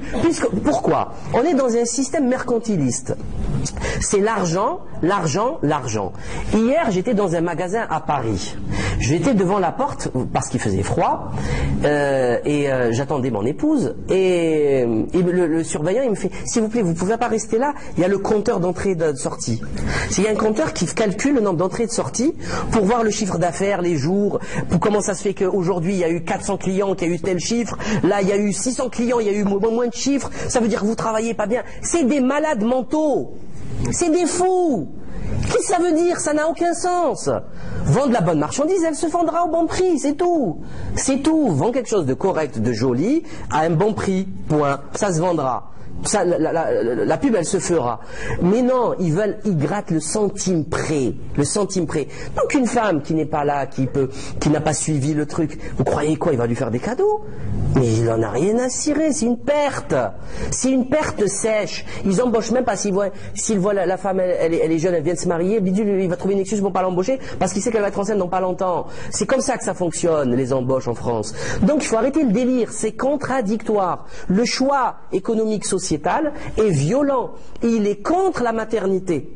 Donc il faut jamais faire d'enfants. Donc il faut nier, c'est une négation de sa condition de femme. Ça, il faut le dire. Avouons-le, on l'assume, on fait ce choix, mais après il ne faut pas pleurnicher quand on se retrouve seul, comme un con, le restant de sa vie, surtout quand la boîte pour laquelle j'ai fait tant de sacrifices a fait faillite et qu'elle m'a jeté comme un Kleenex usagé. Parce que ça aussi il faut le dire. Hein, les Florange, Bidule, Renault, Peugeot, tout ça là, hein, que les types ils travaillent comme des esclaves depuis 20 ans, ils sont jetés à la porte pour faire plus de profit en allant en Roumanie, je ne sais où. Ça aussi il faut le mettre dans la balance, hein, attention, hein, parce que les sacrifices, pour qui on les a fait? On le fait pour le fiston qui sera toujours là, ou on le fait pour une entreprise du CAC 40 qui va vous échanger pour quelques dollars de plus. Bref. Donc on a facilité le divorce, on a facilité aussi le divorce pour la femme, on a pornographisé le monde, le commerce, les médias, tout, l'avortement de confort. On a 4 milliards de techniques comment on appelle ça, de contraception, pourtant il y a toujours les mêmes chiffres d'avortement. Quand ça fait mal au crâne, on ne comprend plus rien. On enlèverait toutes ces techniques de contraception qui sont cancérigènes pour la plupart, il y aurait les mêmes types d'avortement, on ne comprend plus rien. Donc maintenant on avorte, on prend une pilule du lendemain, c'est des trucs hyper violents au niveau hormonal, on prend ça comme des Smarties, on continue, c'est bien, bravo. Théorie du gender, c'est génial. Des nouvelles technologies sociétales créées par des lesbiennes hystériques de Palo Alto en Californie, hein, le siège mondial du satanisme, ça il faut le savoir, l'église de Satan, etc. C'est une réalité, hein, par Butler, Judith Butler, etc. On les connaît toutes, hein, on les connaît toutes. C'est toutes des lesbiennes hystériques. Moi je refuse de me faire dicter ma vie sexuelle, sociétale, familiale par des lesbiennes et des homosexuels. Je pense qu'il serait plus sain qu'ils s'occupent de leur business et qu'on s'occupe du nôtre. Voilà, c'est pas méchant, je leur en veux pas, ils font leur vie, mais je fais la mienne. Mais il ne sera jamais question que je me fasse dicter mes choix sociétaux par une bande de lesbiennes hystériques. Ça c'est catégorique, ça il faut bien qu'ils le comprennent et c'est pas négociable. Donc ça c'est la technique de la destruction de la cellule familiale et ça a marché. Hein. Maintenant on a des enfants qui se retournent contre leurs propres parents pour une fessée, qui portent plainte. Il y a des gens, moi je connais des gens qui ont fait des gardes à vue, ils sont partis menottés parce qu'il a giflé sa fille. Un papa. Je plaisante pas, c'est réel. Quand on a commencé, quand on a foutu la discorde dans la famille à ce point, c'est-à-dire qu'une fille se retourne contre son père pour rien, parce qu'il n'y a aucune raison, une gifle, faut arrêter le délire. D'ailleurs, je vais même vous dire comment a fini cette histoire. Elle a fini très violemment, puisqu'il y a eu un abandon de famille. Le père est parti, hein, il a abandonné tout le monde. Il a refait sa vie. Il a abandonné tout le monde. Vous êtes des fous. Moi, voilà. Ça va trop loin là. Donc ils ont gagné. La cellule a été détruite, la cellule familiale. La fille, elle a gagné. Bravo. Maintenant, on va voir si le monde va la protéger comme son père aurait pu la protéger. On va bien rire. Cinquième technique. Cinquième technique. Le cirque, l'amusement intégral. Jeux, télé, foot, sport. L'amusement intégral. Jeu de hasard, quand je disais jeu, hein. Ces jeux de hasard, vous avez vu la déferlante de Betclic et de Patrick Bruel et toute la clique. Ils le savaient, ça, hein. C'était interdit. Pourquoi c'était interdit, à votre avis? Pourquoi c'était interdit, le jeu sur Internet? Vous croyez qu'ils sont cons, nos politiques? Ils le savent. C'est interdit parce que ça va être une catastrophe. Eh bien, on y est. On a amené la catastrophe à la maison. Et là, encore une fois, il y a des exemples réels. Il y a des gens qui ont perdu la boule, qui ont ruiné la famille sur Internet. Ils ont joué toutes les économies sur Internet. Voilà, en Paris. C'est parti, on parie sur tout maintenant. Donc ils le savaient, ça crée des ludopathes. Ils le savaient. Eh bien, ils l'ont fait. Bien sûr, sans oublier la technique de base à l'indienne, drogue et alcool. Ils ont drogué tout le monde, ils ont shooté tout le monde. Voilà. Les vieux, les Français, on va dire, ça va être le pastis, les Marseillais, etc. Ça va être l'alcool, le vin, etc. Les jeunes, les Maghrébins, les Noirs, ça va être le shit. Fume, mon gars, fume. Les Indiens, il manque plus que les couvertures avec les tiques. C'est tout. C'est tout. Je vous assure, il manque plus que ça. Et ils vont les détruire. Et ils sont tous maintenant les yeux écarquillés, tout rouges, ou sinon avec comment on appelle ça là, la maladie de l'alcoolique, là, avec le visage tout rouge et les trucs qui pètent là, les artérioles qui pètent. On est tous à ce niveau-là, hein, aujourd'hui, hein. Tous avec une promotion. On le sait maintenant qui finance tout ça. On sait d'où vient cet argent. On sait qui est derrière tout ça. C'est le roi du Maroc qui prépare le shit. Et c'est l'élite politique française qui le commercialise. Point à la ligne. C'est tout. Il n'y a rien d'autre à dire. Celui qui dit le contraire est un menteur.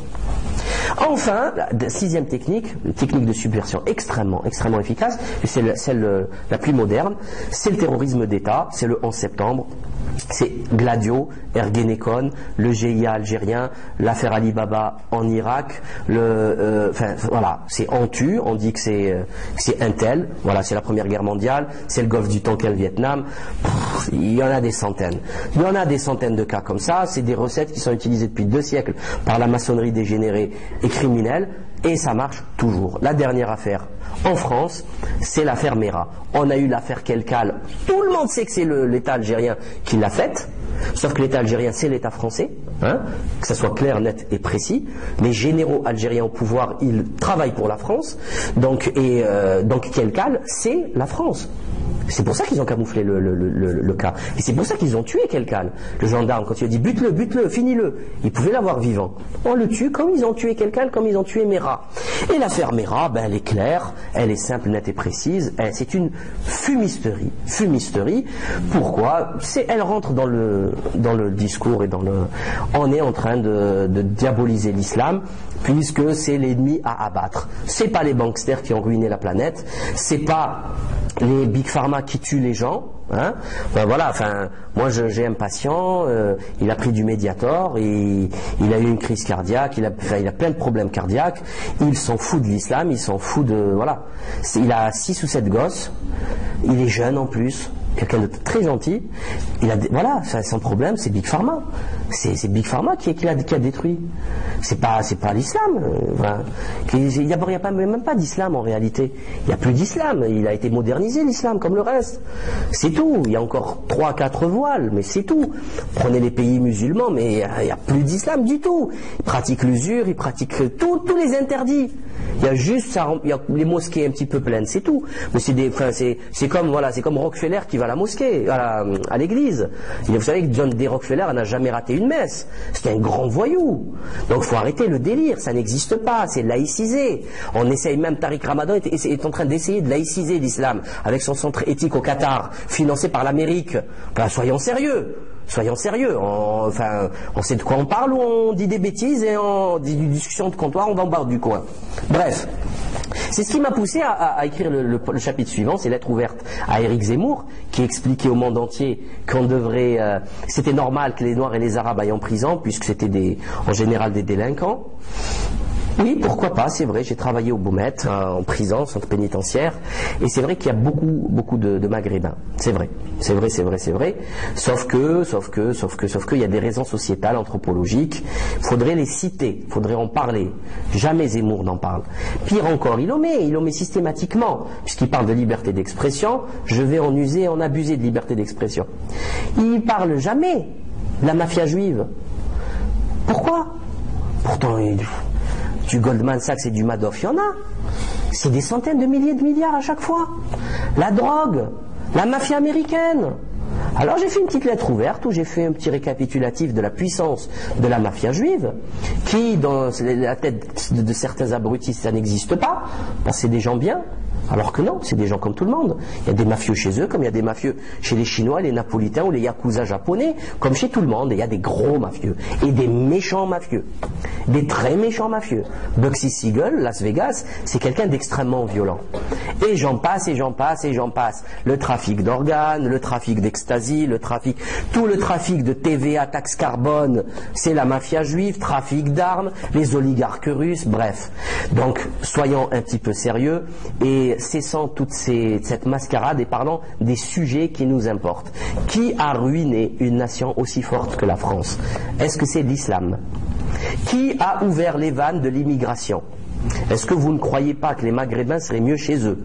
Un Maghrébin de je sais pas moi, de 15-20 ans, est-ce que vous trouvez normal qu'il aille braver les mers du détroit, la mer du détroit de Gibraltar en plein hiver, couler comme une enclume, se faire bouffer par les poissons? Est-ce que vous trouvez que c'est normal qu'un Maghrébin se retrouve à faire ça? Et même, c'est complètement délirant. Il est bien chez lui, le Maghrébin. Il a un pays.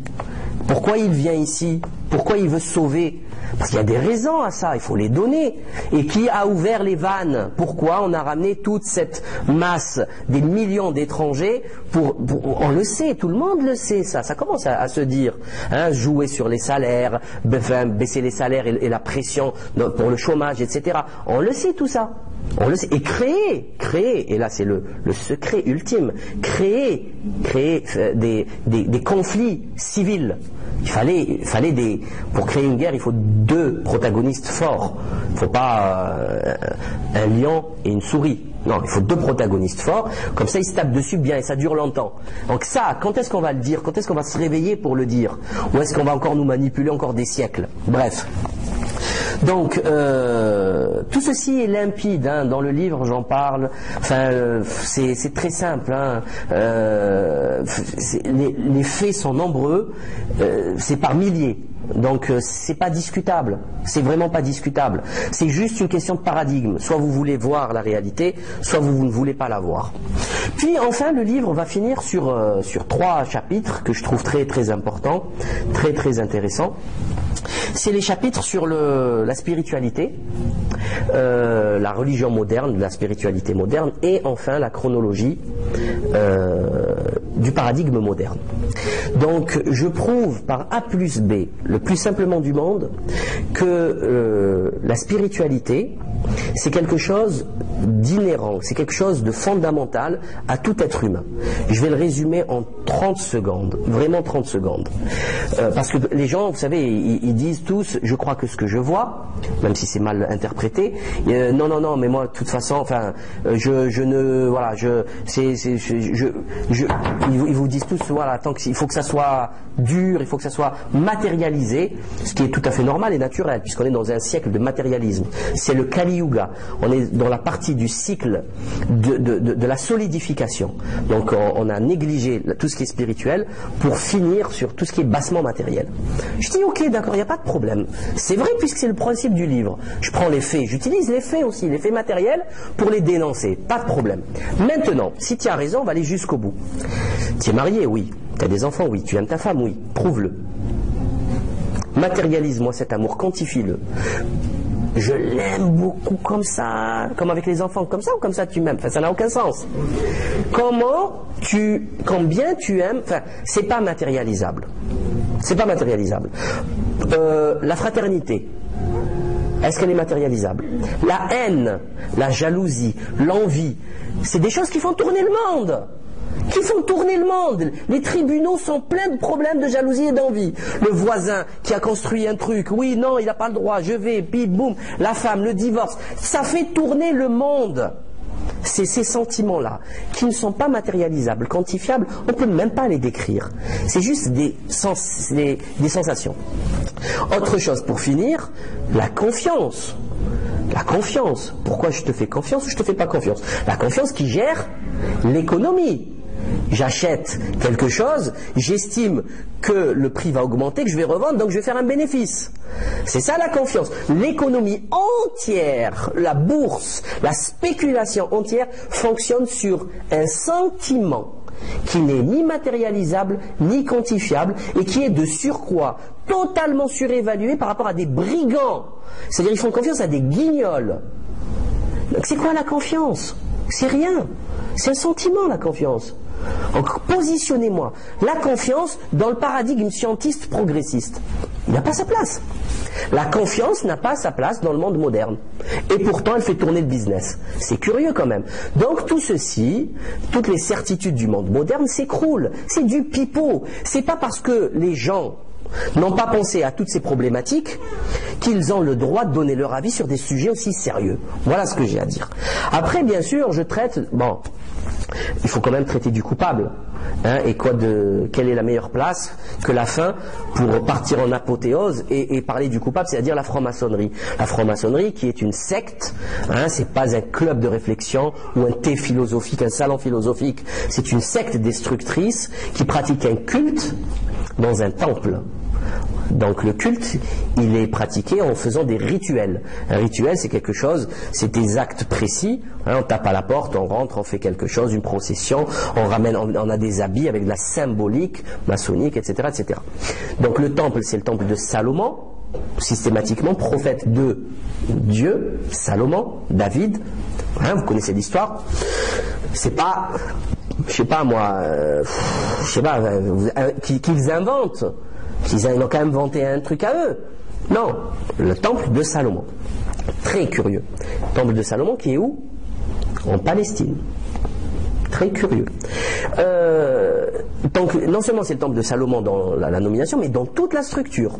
Hein, c'est-à-dire les colonnes jaquinéboises, l'orientation orientale, les chaises, tout, la voûte étoilée, c'est quand même, ça va loin, ça va très loin. C'est-à-dire ils savent ce qu'ils font. Bref. Et ils vous disent que nous sommes une société qui veut le bien, on s'occupe pas de politique, on veut que le bien de l'humanité, blablabla, blablabla. Vous allez voir leur charte sur internet, j'ai mis les parts de la charte magnifiques, on ne s'occupe pas de politique nous on est des philosophes. Et après vous trouvez un courrier de Stéphanie François, patron de la GLNF, qui soutient Sarkozy et les ministres qui étaient en difficulté, tous des corrompus, des voleurs. Notamment l'affaire Boutin, chrétienne démocrate, qui est soutenue par Stéphanie. Ça fait réfléchir. Christian Blanc, toute la clique. Christian Blanc, l'affaire des cigares, hein, qui ont été volés par le directeur de cabinet de Christian Blanc, qui est aussi directeur de cabinet de Stéphanie, qui vole les cigares de la République et il les emmène à la loge. Ça a été jugé dans un tribunal. Regardez la mesquinerie de ces gens. Bref, donc ils mentent. Ils disent qu'on ne s'occupe pas de politique, ils s'occupent que de politique, ils font que ça. Au gouvernement, il n'y a que des francs-maçons. Que des francs-maçons. Je croyais qu'ils ne s'occupaient pas de politique. Dans leur sujet, c'est que la politique. Ils s'occupent, tous les marchés publics sont maçonnisés. Je viens d'arriver à Nîmes sur l'avenue Jean Jaurès. C'est effrayant. Il y a une pyramide avec deux gars, Jacqueline et Boaz. Vous avancez juste après, il y a l'entreprise Triangle. Juste avant, il y a, de l'autre côté, il y a le Phénix ou l'Égyptien avec des pyramides. Après, il y a les banques, les mutualités, c'est que des pyramides. Enfin, c'est hallucinant. Ça s'appelle des signatures. On est là, on domine, on contrôle, c'est à nous.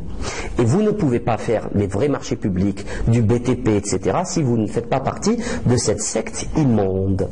Et on le sait, les scandales sont innombrables. Alors, qu'est-ce qu'ils vont vous dire? dire que nous sommes des maçons et nous pratiquons le secret d'appartenance, ce qui est la preuve, encore une fois, de l'aspect sectaire. Hein, vous entrez aujourd'hui dans une synagogue, une mosquée ou une église, vous tapez à la porte, vous leur dites je veux me convertir, ils vont vous expliquer le culte, il y en a pour 30 secondes. 30 secondes.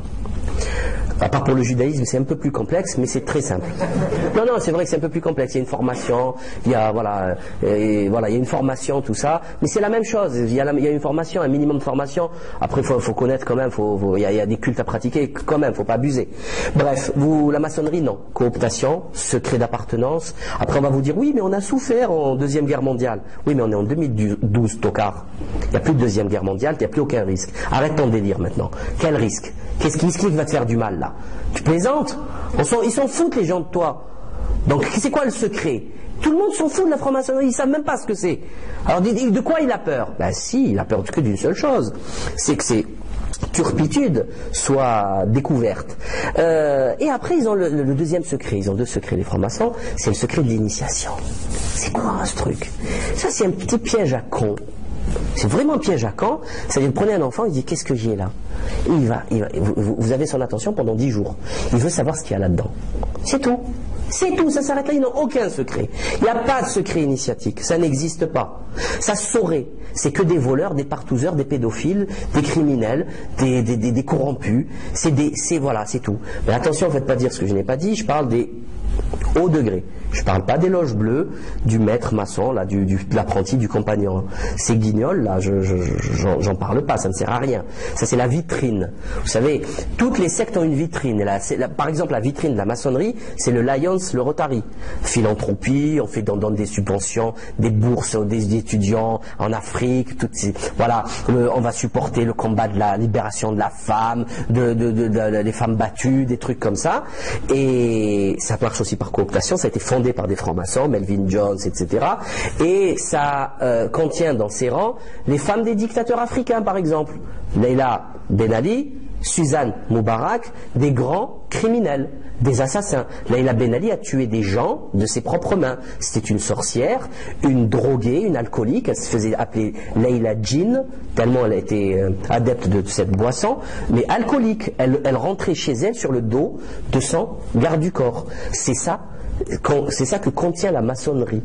C'est hallucinant. Suzanne Moubarak, toute la torture, les meurtres, etc. Elle fait partie du clan Moubarak. Et les milliards qu'ils ont détournés, les milliards d'euros, de dollars plutôt, qu'ils ont détournés, elle, son fils Gamal et compagnie, toute la clique. Donc c'est ça. La maçonnerie, c'est ça l'humanisme. C'est ça. Tous les Noirs africains, tous et les Maghrébins, tous sans distinction, sans francs-maçons, je les ai tous cités. Tous. Tous. Il n'y a pas, oui, mais lui, non. Non. Tous. Des Bokassa, des criminels. Mais des fous furieux. Mais francs-maçons. Ils arrivent à Paris avec leur présent, ils font bisous avec Stéphanie. Normal, mon grand maître, cher grand maître, cher frère, vénérable maître. Est-ce que ceci est sérieux? Voilà, toutes les grandes affaires des détournements d'argent politique, l'affaire des frégates, toutes les Clearstream, toutes les grandes affaires françaises dans lesquelles des milliards ont disparu. La dernière, l'affaire Apollonia, le Crédit Mutuel. Crédit Mutuel. Vous connaissez le Crédit Mutuel? C'est une pyramide. C'est signé. Donc le Crédit Mutuel, 1 milliard d'euros. Voilà, disparu. C'est une mini-affaire subprime. C'est le plus gros scandale français de tous les temps quasiment. Hein. C'est une petite page sur la Provence. Vous voyez à quoi ça sert les médias? Ils ne peuvent pas camoufler parce que bon, il y a trop de gens concernés, trop d'argent, mais petite page, petit encart très petit dans la Provence, ça en parle très très peu. Par contre, vous saurez très vite que JR est décédé. Hein, que par exemple Justin Bieber n'est plus avec la gruche qui lui sert de campagne. Ça c'est en première, hein. Vous trouverez ces informations, enfin, c'est complètement ahurissant. Vous trouverez Gangnam Style partout. Il a atteint 800 millions de vues. Est-ce que ça c'est normal? C'est pas normal. Là, c'est complètement ahurissant. Enfin, on parle pas des choses importantes, c'est grave. Donc à un moment donné, comme je le disais, il faut parler des choses sérieuses qui nous concernent, notamment donc la franc-maçonnerie avec toutes ces succursales, hein, que ce soit le Club Le Siècle, les Bilderberg, le CFR, le Council of Foreign Relations de Rockefeller, etc. Il faut parler de tout ça pour expliquer aux gens que oui, il y a complot, oui, il y a complot contre leur liberté, contre leur raison, contre leur âme, contre leur corps, Big Pharma, contre leur être, leur totalité. Il y a un complot de gens qui sont ennemis de l'humanité et qui veulent du mal à l'humanité. Il n'y a pas de honte à le dire, il n'y a pas de problème à le dire, c'est une réalité. C'est une réalité, je crois le prouver. Et je pense pas que ça soit si extraordinaire. Ça a toujours existé. Il suffit juste d'ouvrir les yeux. Voilà. On a changé petit à petit la mentalité des gens. On leur a imposé des dogmes, des nouveaux dogmes. Parce que quand vous enlevez la doctrine religieuse, ça laisse un vide. Il faut le remplir. Vous ne pouvez pas le laisser vide, hein, c'est impossible. Sinon l'être humain il s'effondre. C'est pas possible. Donc il faut mettre quelque chose dedans. Ils ont mis quelque chose dedans. Donc ils ont mis le darwinisme, le marxisme, le freudisme. Voilà. Après, quand vous extrayez Dieu du cœur des gens, il faut bien expliquer la création. Darwin est là pour s'en charger. C'est clair. Quand vous avez enlevé Dieu du centre de la réflexion, l'église, la mosquée, elle est où? Elle est au milieu du village. Toujours. Et on construit tout autour. Bon, il y a la rivière aussi, parce qu'en général, on construit une ville au niveau d'un point d'eau, mais bon, l'église, et on construit tout autour. Donc, maintenant qu'on a enlevé l'église, c'est quoi le sujet principal? C'est l'homme. C'est l'homme, son bonheur, l'argent, le pouvoir. Qui c'est qui va s'occuper de ça? Marx et Freud. Marx, il va se prendre le côté argent, le fric, l'argent, la matière. Donc, ils vont tout gérer, tout calculer par rapport à la productivité. L'unité de travail, l'unité de production. Complètement débile. Complètement débile, c'est complètement absurde, ça n'a aucun sens. Mais avec l'industrialisation, ça s'imposait d'elle-même. L'usine était née, le métal était né, la technique était née, donc il y avait une surproduction, donc il fallait écouler tout ça. On y était, il y a tout. Ça c'est la providence, hein. Il y a tout qui vient au même moment pour créer ces problématiques, ces questionnements. Et Freud, il va s'occuper de, si vous voulez, de finir le travail des âmes dérangées. C'est-à-dire, maintenant qu'on a fait ça, on fabrique que des déglingués qui n'ont aucune réponse à leurs questions, que des fous, et il faut les soigner. Freud est là pour s'en occuper. C'est un franquiste dégénéré, adepte d'une secte qui s'appelle le franquisme, de Jacob Frank, qui était la deuxième réincarnation de Shabtai Zevi, qui était un sataniste, qui se prétendait être le Messie, en 1666. Et donc, je reviens à Freud. Donc, Freud, qui était un cocaïnomane, incestueux, il a couché avec sa fille et sa belle-sœur. Il dit dans ses bouquins, dans ses courriers, dans ses correspondances, que ses enfants étaient violés par leur père, ses frères ont été violés par le père à Freud. Vous écoutez ce que je dis là, hein? Je le répète si vous voulez, je sais que c'est violent, je saute un peu, mais c'est très très violent, hein? Donc c'est un sataniste kabbaliste occultiste, pro du Zohar et de la numérologie, etc., de la Kabbale, tout ça.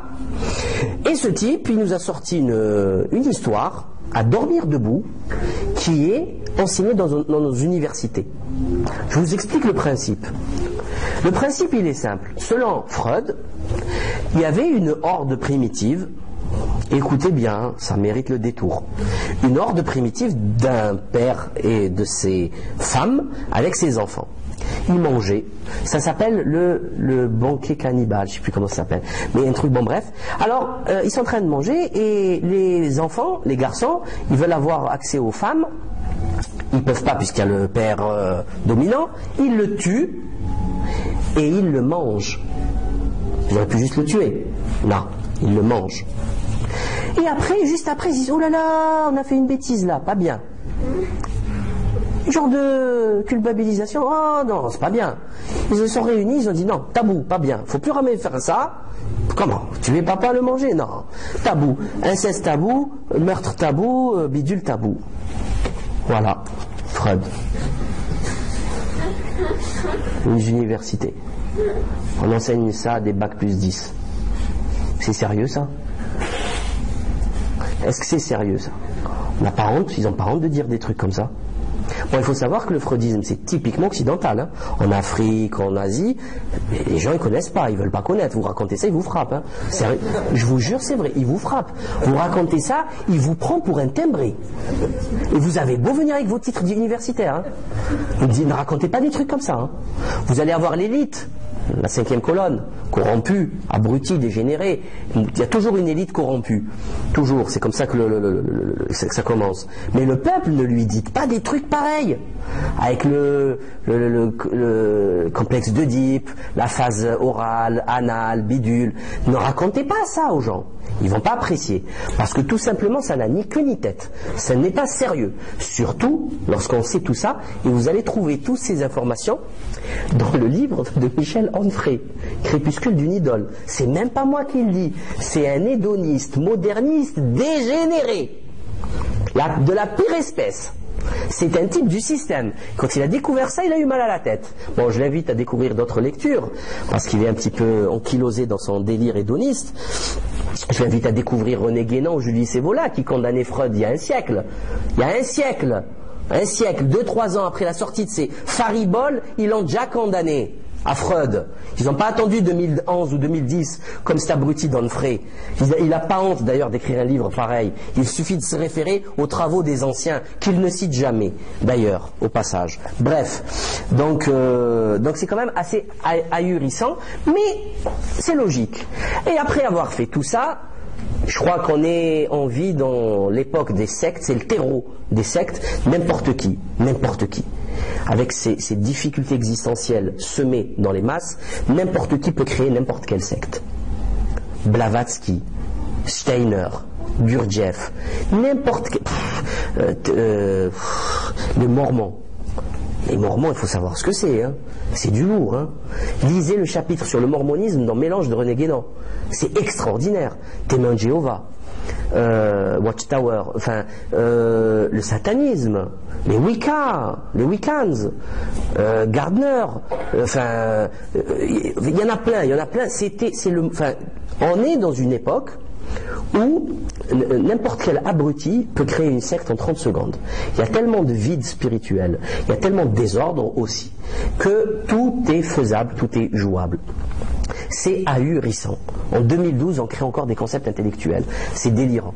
Surtout lorsqu'on n'a pas lu tout ce qui a été produit. Parce que c'est une négation du passé. Hein. Ils inventent des trucs. Raël, la scientologie, Ron Hubbard. Ils sont tous liés entre eux. Tous. Et vous verrez les liens dans ce bouquin. C'est effrayant. Tous. Ils se connaissent tous entre eux. Ron Hubbard connaissait très bien Zandor Lavey, le satanisme. Tous, Blavatsky. Vous allez voir les liens entre Blavatsky et parce qu'elle a fini aux États-Unis, la fille de Marx, comment elle va se suicider avec son. Enfin, vous allez tout voir. Et attention, tous ces gens-là, qui font des leçons au monde. Ils se suicident d'une balle dans la tête, se pendent dans leur chambre, leurs enfants se suicident, enfin, ils finissent très mal. Qu'est-ce que c'est ce délire? Et moi je croyais que c'était des gens supérieurs. Moi je les vois avec une barbe blanche, pleine de sagesse, finir dans leur lit avec un sourire au visage illuminé. Ah non, c'est des cocaïnomanes dépravés par tous heures, ça finit avec une balle dans la tempe. Hein. La plupart, vous verrez. C'est hallucinant. Si leur modèle est si beau, si c'est un modèle de bonheur ultime, de nirvana, pourquoi ils écourtent leur vie? Pourquoi ils finissent tous fous? Nietzsche, Lénine, pourquoi? Ou bien sûr, ça aussi c'est une belle partie, ils s'entretuent entre eux, avec une pioche dans le crâne, Trotsky, enfin, ça aussi c'est une fin en général admise dans le milieu de la révolution, hein, c'est le meurtre. Donc c'est quand même curieux. Et quand on accumule tout ça, on se dit, non, c'est un chemin tortueux, c'est pas droit, c'est pas net, c'est pas clair. Et il est sain de le dire. On fait maintenant un constat, et il est sain de dire que ça va mal. Voilà. Donc maintenant que j'ai fini la présentation du livre, j'en ai pour une petite 10 minutes, pas plus. Je voulais juste revenir sur l'actualité. Donc aujourd'hui, concernant la crise, on voit les Restos du Cœur venir à la télé nous expliquer qu'au mois de novembre, il y a 7% de chiffre en plus par rapport à l'année dernière, donc de plats à servir. Donc on a encore beaucoup plus de misérables, beaucoup plus de pauvres en France en 2012, pays extrêmement riche, 8 millions de pauvres, la barre a été dépassée, 3,1 millions de chômeurs. Donc autant dire 5 ou 6, puisque ça c'est les temps pleins, les statistiques sont manipulées. 45 000 chômeurs de plus en octobre, et je le rappelle, c'est des temps pleins, les tiers-temps, les mi-temps, ils ne sont pas calculés. Et même pas, ils vous excluent. Ils vous appellent, si vous ne répondez pas au téléphone, ils vous virent de la liste. Il y avait eu plusieurs témoignages que j'ai observés. Typique conduisait, il ne pouvait pas répondre. Il appelait pour un entretien, il ne pouvait pas répondre, il l'en virait de la liste. On vit une période extrêmement grave donc d'augmentation du chômage qui pourrait nous amener vers une crise immobilière bis, hein, parce que si vous foutez au chômage tous ces gens qui ont tous un crédit immobilier sur la tête, sur les épaules, ils pourront plus payer. Les banques se retrouveront avec des dizaines de milliers, voire des centaines de milliers de bâtisses. Enfin, ça peut créer une crise de subprime bis. Sans l'aspect titrisation, etc., taux de crédit variable, mais c'est une crise de subprime bis. C'est gravissime. Il faut se réveiller. Plus de chômage égale moins de croissance, moins de consommation. Ça veut dire la faillite des caisses de l'UNEDIC. Ça veut dire la faillite de la sécurité sociale. Il n'y a plus personne qui cotise. Voilà, c'est aussi simple que ça. Donc la France va très mal, contrairement à certains hurluberlus qui me disent oui mais bon ça t'annonce depuis longtemps qu'on va couler, on n'a pas coulé encore. Tu dis que c'est la crise mais les restos sont pleins, les caddies oui mais chers amis, d'abord quand vous voyez un caddie à Carrefour, Auchan, au casino, d'abord quelle est la somme du caddie, hein, ça peut être 30 ou 200 euros. Hein, c'est comme au restaurant, qu'est-ce qu'il a consommé le gars? Est-ce qu'il a consommé à la carte ou il a pris le menu à 8 euros? Ça n'a rien à voir. Hein, faut être sérieux 30 secondes, faut parler chiffre d'affaires. C'est pas parce qu'il y a 30 personnes que c'est le même chiffre d'affaires que 30 autres personnes. Le chiffre d'affaires peut doubler parce qu'ils ont consommé, parce qu'ils ont pris des trucs à la carte, ils ont pris la bouteille, ils ont pris le digestif, ils ont pris le dessert et ça augmente la recette. Donc c'est quand même assez important de le dire. Autre chose,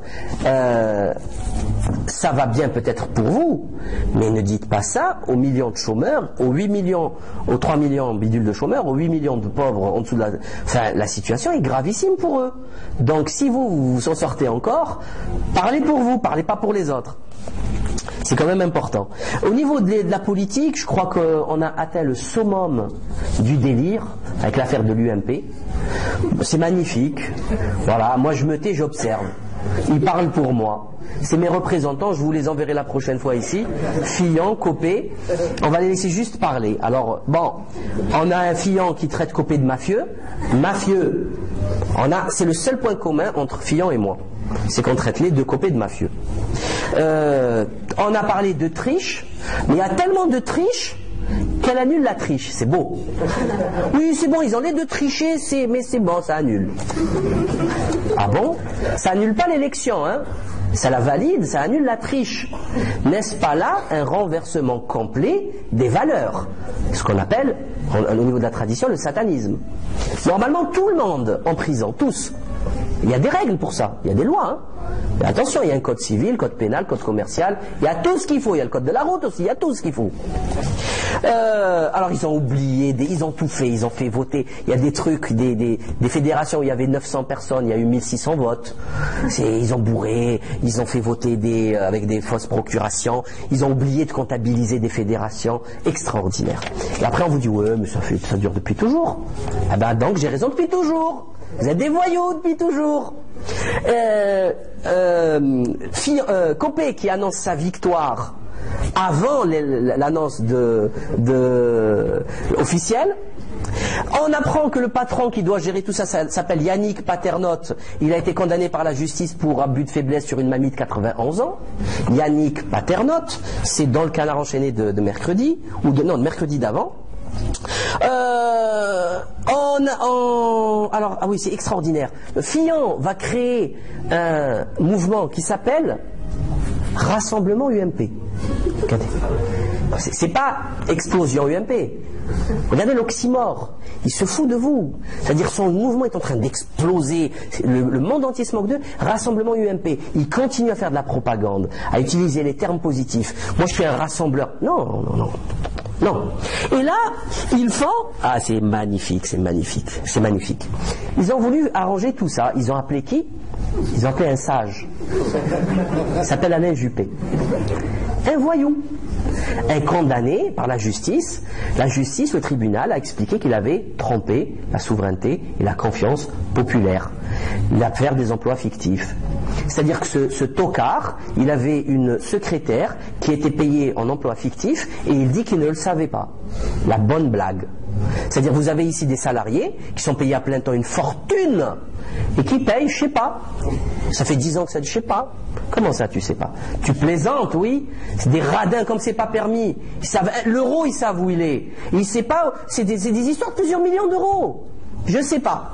Donc c'est Juppé, et là où on voit, j'en ai parlé dans mon avant-dernière vidéo, la dernière vidéo, là où on voit un renversement total des valeurs, et c'est là où, encore une fois, c'est du satanisme dans son sens traditionnel. Un certain Jean Petot, qui est maître de conférence en culture générale à Bordeaux, ou plutôt en inculture, en bêtise générale, qui nous explique, écoutez-moi bien, le fait que Juppé ait été meurtri, qu'il soit un accidenté de la vie politique avec sa condamnation dans le procès des emplois fictifs du RPR, lui donne une dimension de sage dans le parti. C'est le principe de l'ancien combattant qui peut montrer ses cicatrices. C'est pas bon. J'ai rien fait, j'ai rien dit. Donc ils ont ramené un ex-truand, un parrain, pour séparer les capots. Ok? Et après ils ont trouvé la solution. Ils se sont dit on refait pas le vote. Par contre on va faire un référendum pour voir si les gens veulent voter. Donc ils ne peuvent pas faire le vote parce que c'est trop compliqué, c'est trop loin, il y a les municipales. Par contre, ils peuvent faire un référendum pour voir si les gens peuvent voter. Alors moi, je leur ai proposé un truc, je ne pense pas que ce soit très pertinent. Je propose que les gens votent si le référendum est pertinent pour voir le valider le référendum, pour faire un référendum, pour voir si on peut voter. Et en 2032, on sera encore là. Et ça, moi, je trouve que personnellement, c'est insultant. Moi, je serais un type de l'UMP, même un type du peuple. Hein. Moi, ça m'insulte tout court. C'est grave, c'est très très grave. C'est comme l'affaire Bettencourt de Sarkozy, où il fait croire que c'est Ingrid Bettencourt, c'est pas Schuller-Bettencourt. Ils sont trompés, vous êtes au courant quand même. Dans le planning, dans l'agenda, il avait rendez-vous avec Bettencourt, il a dit non, c'est Ingrid. Vous vous rendez compte jusqu'où ils vont? Ça s'appelle la chutzpah. Il n'y a plus de limite. Là, on est en roue libre. Ces gens-là, si vous leur coupez pas la tête, ils ne partiront pas. Concernant Big Pharma, j'ai deux infos exceptionnelles. J'écoutais RMC, la radio, et j'entends un certain Christian Lajoux qui a écrit un bouquin qui s'appelle Médicaments l'état d'urgence aux éditions Le Cherche Midi, qu'il faut absolument pas acheter, bien sûr, puisque c'est une grande mascarade. Et ce type, c'est tout simplement quelqu'un qui vient défendre le médicament après toute la catastrophe Mediator. Donc il fallait défendre le médicament. C'est tout simplement le président de Sanofi. Président de Sanofi. Et du syndicat de Big Pharma, des industriels. Et il vient, tout simplement, il défend son beurre. C'est délirant. C'est comme si, voilà, c'est pareil, c'est comme si on ramenait Dutroux, Jacques Duguay, venir défendre la pédophilie. C'est exactement la même chose. Mais non, monsieur, pas du tout, mais regardez, les enfants, ils sont consentants. Mais regardez, ils aiment ça. Il a écrit Duguay dans le Libération des années 70 de Serge Julie. Il disait que c'était de l'amour que ressentait l'enfant face à l'adulte qu'il sodomisait. Il a écrit ça dans le... Ces deux facsimilés ces deux copies de Libération sont disponibles sur Internet. Ça a été déjà fait il y a 30 ans. Et ben on continue. Donc le type il vient, il nous explique que le Big Pharma ça sert puisqu'il soigne le cancer, alors que c'est faux. Et personne ne va lui dire mais pourquoi il y a autant de cancers pour les soigner? Il suffit qu'il n'y en ait pas il n'y aurait même pas à les soigner, abruti. Je n'ai pas à soigner une maladie qui n'existe pas. Parce que quand vous faites les cartes du cancer mondial, l'Europe, Amérique c'est rouge foncé, l'Afrique c'est vert. Il y a beaucoup moins de cancers. Beaucoup moins. Et plus la nourriture se modernise, l'électrosmog, etc., la pollution, plus il y a des cancers. Donc il faudrait quand même travailler là-dessus, non? C'est logique? Non. Non, c'est pas logique pour eux. Et in fine, pour le Big Pharma, alors ça c'est le summum du summum. Vous savez que l'AFSAPS a fermé, celle que l'association française pour la sécurité sanitaire et des produits de santé. Ils l'ont remplacé par l'ANSM. C'est exactement comme l'UMP-RPR. RPR, il était empêtré dans des affaires, ils ont changé de nom, l'UMP. On s'en fait une virginité, c'est magnifique. Il suffit juste déposer des nouveaux statuts, ça coûte pas très cher. Et l'argent, on garde les locaux, on garde tout pareil, hein, on change juste le nom. Comme le faisait Junius Frey, le cousin de Jacob Frank, qui changeait son nom pour faire de la subversion révolutionnaire, pour pas qu'on sache d'où il vient. Il monte, voilà, c'est tout le temps comme ça. Donc, et l'ANSM, c'est elle qui va garantir la sécurité de vos médicaments que vous allez tous prendre. Enfin, j'espère que non, mais bon. Vous savez qui c'est la patronne de la SNM? Alperovitch Annick, 67 ans. Donc si on suit Jack Attali, elle devrait mourir, se suicider, puisqu'à 60 ans, ça ne sert plus à rien. Mais non, elle a 67 ans, elle est encore là. Et elle dirige la SNM. Et elle est payée aujourd'hui, et ça, c'est sur le site de la SNM. Je ne l'invente pas. Je l'ai téléchargé, capture d'écran, et je l'ai imprimé. Aujourd'hui, elle prend de l'argent de Sanofi Aventis, de l'entreprise Laser, de la Fondation Plan Alzheimer, de Fondation Bettencourt-Schuller, de l'entreprise Oseo, Sanofi Santé Labo, UCB Pharma et Lundbeck. Donc, c'est un pur produit de Big Pharma qui a plein de contrats avec Big Pharma et c'est elle qui contrôle la SNM. Rien que ça, ça devrait amener 10 millions de personnes à Paris pour brûler l'Élysée et Matignon. Donc, je n'ai plus rien à dire. Voilà, ils détiennent tout le pouvoir. Ils ne veulent pas le lâcher, quels que soient les scandales. Concernant la subversion, bon, je vais juste rapidement, j'ai déjà parlé de l'affaire Mérapras qui est chez Nouf, je vais juste parler rapidement des Fimènes. Les Fimènes, pourquoi? Parce que j'ai un truc à vous dire et j'en terminerai là, parce que j'ai discuté avec le professeur, enfin le philosophe Pierre d'Ortiguier, qui est pour moi quelqu'un d'assez exceptionnel au niveau et la preuve. Donc on discutait des Fimènes et il me parlait du duc d'Orléans et du palais royal. Et vous savez que le duc d'Orléans, le palais royal, donc le duc d'Orléans était franc-maçon, le dernier duc d'Orléans avant la Révolution, à qui on a coupé la tête 3 ans après, était franc-maçon, maître du Grand Orient, et il a utilisé le palais royal pour faire une grosse affaire immobilière, exactement comme aujourd'hui, la même chose en 1789, c'est très curieux, hein. Comme aujourd'hui, pareil. Il a construit, il s'est fait prêter de l'argent, il a construit des boutiques, il a créé un grand centre commercial, pareil qu'aujourd'hui, et qui était le centre du centre de Paris. Il y avait tout dedans. Et il vivait, écoutez-moi bien, de prostitution et de jeux de hasard. Le duc d'Orléans. Donc il a laissé, il y avait plusieurs tripots, il y avait plusieurs bordels, et il avait aussi ses mignons, hein, des hommes déguisés en femmes. Et vous savez que c'est dans le palais royal qu'a commencé la révolution au fameux café de Foix, qui était, c'est assez connu, où Camille Desmoulins était monté sur la table, elle dit à la Bastille, tout ça, toutes ces cochonneries, et c'est ici, c'est dans le palais royal que se rencontraient les dissidents, les révolutionnaires, où s'écrivaient les pamphlets, etc. Et à un moment donné, il y a des femmes qui ont demandé du pain. Genre, c'est la famine, le peuple galère, le peuple souffre. D'ailleurs, derrière ça, on a dit que la reine avait dit, sinon pas de pain, n'en qu'à manger des brioches. Complètement faux, c'est de la littérature maçonnique. Et vous savez qui c'était ces femmes? C'était des mignons du duc d'Orléans. Des hommes, des travelots du duc d'Orléans. Donc, ça m'a rappelé bizarrement, j'ai dit, c'est pas possible, c'est les Fimènes. Puisque vous avez vu qu'une certaine Fimène qui s'appelle Héloïse Boutan est une prostituée.